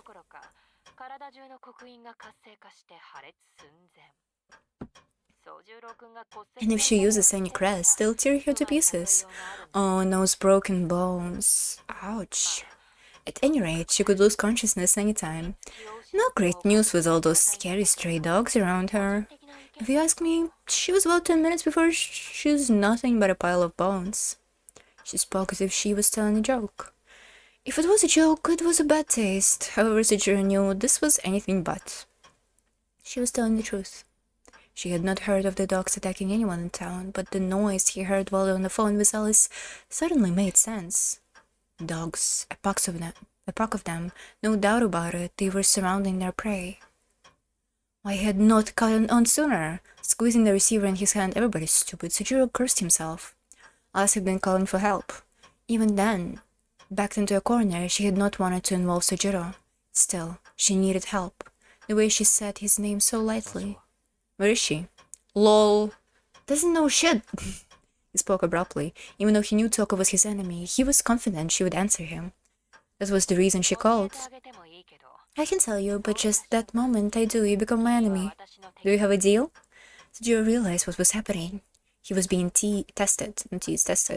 By ignoring Alice, he would be confirming that he did not want to get involved. But if he decided to save her... Tell me, where is she? Sujiro ignored Toko's question. Of course, he was not prepared to become her enemy, but he was even less prepared to let Alice die. He had lost the ability to think sensibly, not that he was particularly good about that to begin with. Still, he would not waste any time in deliberation, he would simply go with his instincts. It was one of the few times he had felt pride since coming down to the mountains, from the mountains. Okay, I'm a little disappointed. I didn't want to have to kill you. Then again, I thought it might end up this way. She's at Yashirogi Nature Park. Check up the map under your phone. I bookmarked the page last time I was here. What the fuck? I'll say it again. You'll be lucky if you have 10 minutes. It'll be a miracle if she lasts a minute longer. As he listened, Sujiro's expression turned one of irritation. Misaki and Yashirogi 1 Mart station apart. How long would it take to get to the station from the mansion? Usually just under 12 minutes. By the time he got on the train in Yashirogi, nearly 30 minutes would have passed. It looks close on the map, but transport links around here are terrible. You must be able to catch the last train, but you should cut your losses either way. You're my enemy now. Just don't regret your choice. The line went dead. Sujiro, not Toko, had hung the phone. He memorized the map when he made the door. With no time to grab his coat, he ran out into the snowy winter night. It was the clothes he had on. All that remained in the hall was a discarded map. It showed Misaki City. It was about 10 miles from the mansion to the nature park. 5 if you want a straight line, but the streets were not that forgiving. 4 inches on the map, but so much farther in reality. For the first time, Sujiro cursed the town.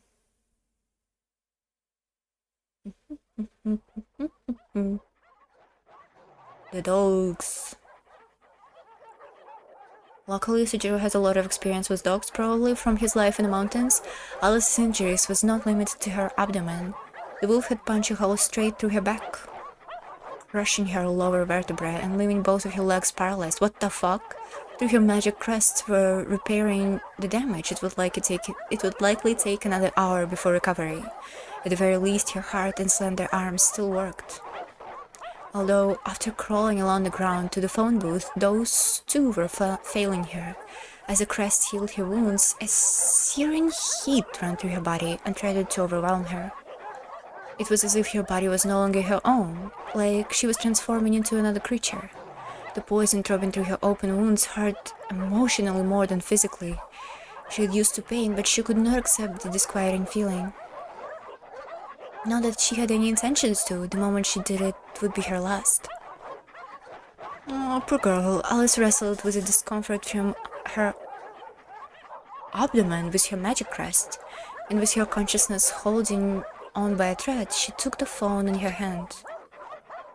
It was unlikely Alka would be here to pick up. Ooh, bloody numbers. Even so, with the stray dogs gathering around the booth, she had to try. It was Sujiro who picked up. Alice knew she was better off just hanging up, but his name spilled out of her mouth. After pausing and figuring and fighting with herself for some time, an image of an innocent boy came to mind, and she hung up. Her instincts had worn out. She could not have let him get involved. And not just because he was an innocent bystander, it was more than that. To Alice, Sujiro appeared that day because he was merely in the wrong place at the wrong time. Only the lightest of breath passed her lips. Above her, the moon began to blur. Snow was falling again, so close yet so far. The dogs began hurling themselves at the phone booth to the chorus of angry snarls. Tunk tunk. She took one last deep breath and closed her eyes. Glass, an unusual material for a coffin. But the girl knew, in some corner of her mind, that she had made the right choice not to ask the boy for help. Some time passed. A peculiar sight came into view. Holy fuck. A field of wildflowers. The clear sky was too blue. The flowers, so numerous they made the field look barren. The sight was so dizzyingly beautiful she wished she could look away. This was probably all thanks to Father Winter. The cold wind carried the scent of paradise far removed, untainted by man or beast. It was a glimpse of a fields beyond winter. One could be forgiven for thinking they were their afterlife.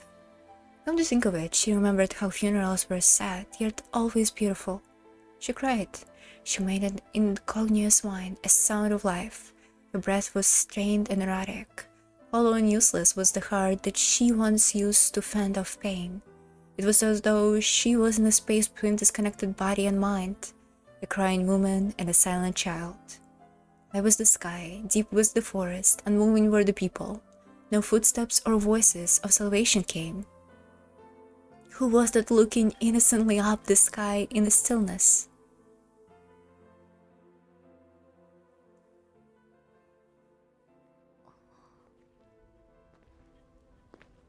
When she came to, Alice was going up a familiar hill. The cold night air had all but frozen her hands or feet. She shook, as you would expect from someone whose abdomen has been torn apart. Shizuki? She could barely comprehend that she was being carried slowly up Shiro Inuzuka. Sujiro had Alice on his back and was silently ascending the slope. His calm eyes seemed to be suffering from the bitter cold. He did not seem to be dressed for the time of year. Well, he was hurt. Body warmth? Not even a coat. His exposed neck and hands were ice cold. What are you doing here? Oh, my poor girl, look at her saddened expression. Oh, my poor baby. Alice's cock still slumped over his frame. She tried to move, but to no avail. The last thing she wanted was to rest her entire weight on someone else. Toko called me. She said you were in trouble. You're the most stubborn than Naozaki, you know. Why didn't you ask me to help? Not that I could be much help, but still. Sujiro spoke with a scowling stone, his eyes kept firmly ahead. His words were directed at himself rather than the girl on his back. This doesn't concern you. Maybe you're right, but now it does. We'll talk more back at the house. Sujiro focused on climbing the hill. What Sujiro did with all those dogs? The slope would get steeper from here to the mansion. The thought of Sujiro climbing this steep hill with her on his back surprised Alice. Let me down. I'm fine. My whole stomach's exposed. My back will keep you warm. Don't worry. You're lighter than firewood, so this is a cinch? I'm only out of breath from rushing to the park. Not that I needed to hurry in the end. Why not? As soon as I got here, the dog ran for the hills. I'm sure Toko knew that would happen all along. She must not have meant to finish you off, which meant I wasn't on the time limit. I suppose I should be thankful for small mercies, Sujiro said dejectedly. But he was wrong. While Toko did not want to kill Alice per se, she would not have cared if she had died. At least that was the way Alice saw it.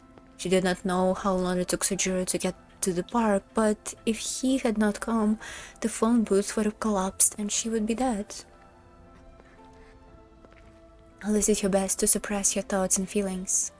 She felt silly at the thought of correcting him, and it would matter little anyway. The thought of her trying to thank him was more painful than her open wounds. So you carried me all the way from the park? Had to. The train stopped running. I should have gotten a taxi, but didn't bring my wallet. Honestly, I never held how limited money was until today.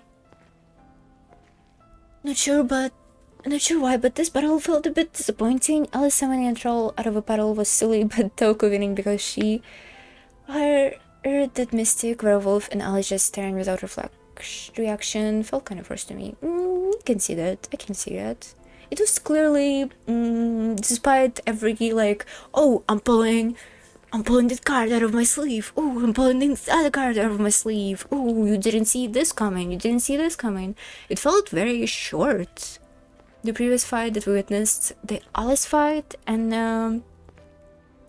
the puppet fight were both way longer, so that felt kinda anticlimactic. But I guess it's just a prelude for the fight that comes with Aoko and Toko? I don't know. I did enjoy the art that they shown for the fight. It was nice. For the first time today, Sujiro let out a sigh. Oops. There was no point taking a break. He had already traveled close to 6 miles like this. Perhaps the fatigue was getting to him. Sujiro was more upset with his own weakness than the difficulty of the track. Don't you mean how important money is? What I mean is, if there is something you can use only if you have money, isn't that incredibly limiting? The innocence of a question made Alice briefly forget her pain. She too felt distant from the real world, but compared to the boy carrying her, she felt like a regular citizen. That's just like you to say. Alice smiled to herself. As Alice rested her head, something soft touched her cheek. The collar Aoko had given him. Once we get back, you should change and clean up. When you're ready, we can talk in the drawing room. Toko sees me as her enemy now, too. With those words hanging in the air, they reached the top of the hill. Let the girl sleep! I mean, on the other hand, Alice is in trouble. Fuck, Aoko. Why am I mixing up their names? The art was great. I think the plot required Alice to be rescued. Yeah, probably. Maybe they needed a moment between Alice and Sujiro? The gate in the woods stood before them. Beyond it, illuminated by the pale moonlight, stood the mansion. Looking up at it, the girl felt a little disappointed. A natural reaction, yet she could not place where her sadness was coming from. Everybody wants to die in this story. This is crazy. Once they entered the mansion, Alice slid off Sujiro's back and walked towards the west wing. The west wing was her domain. However, after only a few steps, she collapsed to the floor. Alice! Sujiro rushed over to her, but she raised her hand. The gesture told him he was not to come closer. He stopped in his track, a concerned look on his face.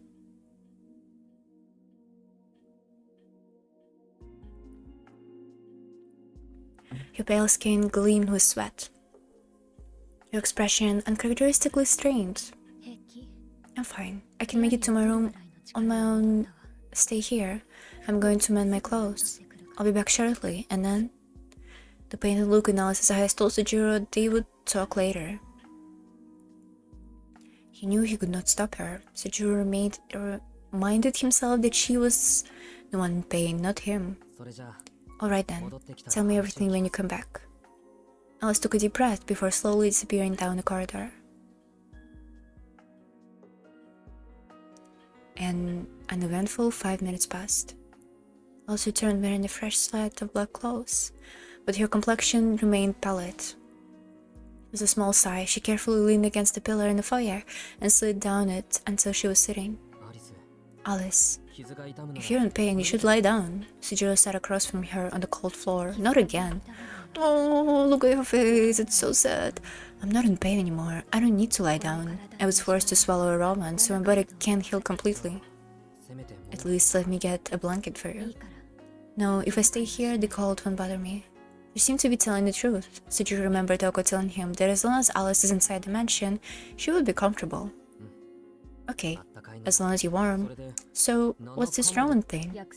It's a kind of medical herb. It gets its name from what's left in the cinders?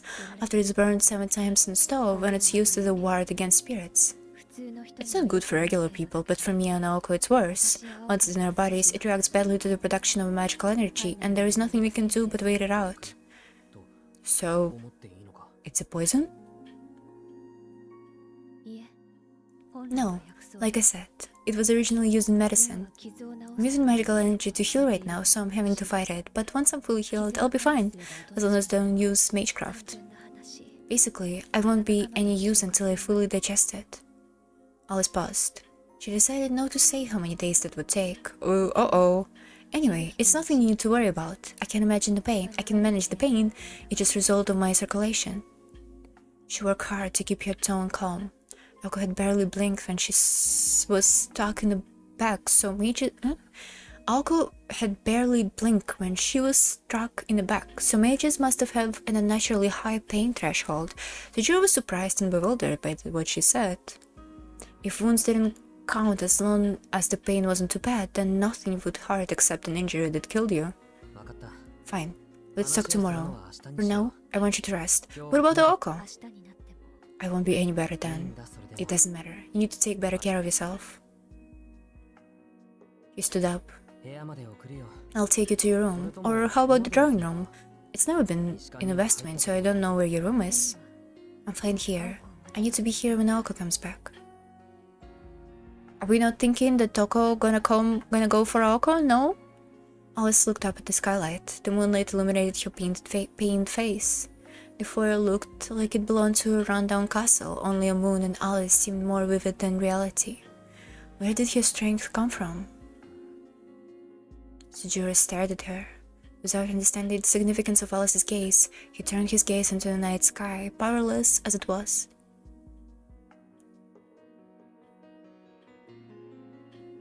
End of a chapter, maybe? For the 3rd time that night, the silence was broken by the sound of a phone ringing. Before Sujiro could move, a thin shadow bolted across the foyer. Meow. By the time he realized it was weakened Alice, he had already taken the receiver in her hand. Oko? It was the first time Sujiro had heard Alice sound concerned. The tone was initially graver than when she was enduring her own pain. Alice's question received only a short response from the voice of the other end. It was a voice more frail than Alice's, like a flickering flame about to turn to smoke. Sorry, they got me. The phone was far from Sujiro's ears, but the words he picked up was very unlike her, despite saying so little. No, because she said so little, the weight of August's defeat struck Sujiro hard. Alice silently set the receiver down. Only moments before, her body had been fighting the pain, which felt stronger than ever. It was like a scarecrow transforming into a beautiful stone statue. Seeing this, Sujiro finally understood. Alice's expression when she looked at the moon had come from her trying to accept an immutable reality. Oh, it's called Witch of a Holy Night! I don't think we're gonna read it today, but yeah. Cool. Cool setup. I wonder what's gonna happen. Oh, I see. So this is this. Oh. So we have 2 chapters, and I'm hoping we're gonna finish them next time. Very hoping, but you know, it could be... So reading this kind of took all of the February, considering all my internet problems too. Okay, that's nice. That's fun. Yeah, that's it. Today was surely a day. At least we moved in the plot, which is nice. Also, I wanted to say to stream... Oh, the Mahoyo gets an anime adaptation. This was announced while I was streaming it, right? Is this true? Hold on. And it's also a movie, which I thought is kind of fitting. Mahoyo anime. Mahoyo anime.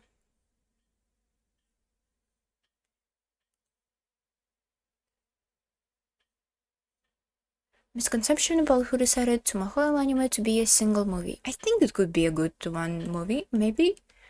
Maybe, I think you do it in a movie. Mal? Hold on. No music. The title drop is pretty epic. It's not gonna load. Oh well, nothing is loading. It's okay. Why bother? Why bother ever? Witcher Holy Night official trailer. 5 days ago. Oh, it was just 5 days ago? Really? Oh, it was announced long time ago. Okay, I see why I hear about this. It doesn't look very good. It looks kind of like Karen no Kyokai anime, and I don't like it. I don't know, something about this art style just doesn't land for me, I guess. And considering how bad Karen no Kyokai movies looks for me, at least. Anyway, yeah, I kind of see how can they make it into a movie? If a movie like... I can see like all the story that I read, by the way. Hold on, we're gonna check out how many hours it is. 37 hours. I can see how can they turn 37 hours into like 2 hours, 2.5. There's clear 3-act structure that could be made here. Right? Like the first act is ending with the snark and everything. Why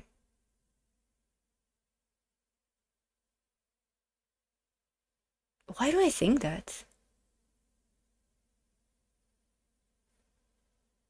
Do I think that? Because between the snark, there was a bit, right? Their whole Alice and Sujiro relationship arc, so maybe that could be like the second act. And this scene that we read right now would be like the end of a second act, and the third act could be Aoko and Toko fight. Do we still think there could be another villain in here? Maybe? Yeah, you mentioned that the pace is really slow, so they could fix it in the movie. Yeah. If they just get to the point, and instead of all this puffing around with all those chapters that are like dog shit and worthless. This was completely worthless. I don't fucking remember what this was. It was school. School was also kind of worthless. The incident in the night. I don't remember what this was. This is the one. This is the leading to the snark. This one is a good one. So like all this could be first act. Then all of this garbage could be the second act. No offense. I'm enjoying this okay. I know I'm really kind of critical of it, but it's chill. What is this one? Oh, this one was complete dog shit. about the cult or whatever, about the scam. They were scamming people by selling blankets. Yep, I remember that. Instant versus delivery and aquarium. Oh, aquarium could be like the start of a second act and stuff. Oh, whatever. Middle of a second act. I can write a mahoyo anime. I can probably write a mahoyo anime. I can certainly edit a mahoyo anime. Good. Is it going to be good? I don't know. Yeah. Anyway, that was fun. I was having fun. Excited for mahoyo anime. It's not that good, but you know, could be worse. Yeah, if they just cut off all the magical yapping bullshit, it's interesting, but it has its flaws. Yeah, but somebody would even might say more flaws than good parts. But you know, I'm just joking. That's it. Thank you so much for watching today. See you next time for the ending, maybe. Bye bye. On the March 1st. Ooh. Bye bye. Thank you again.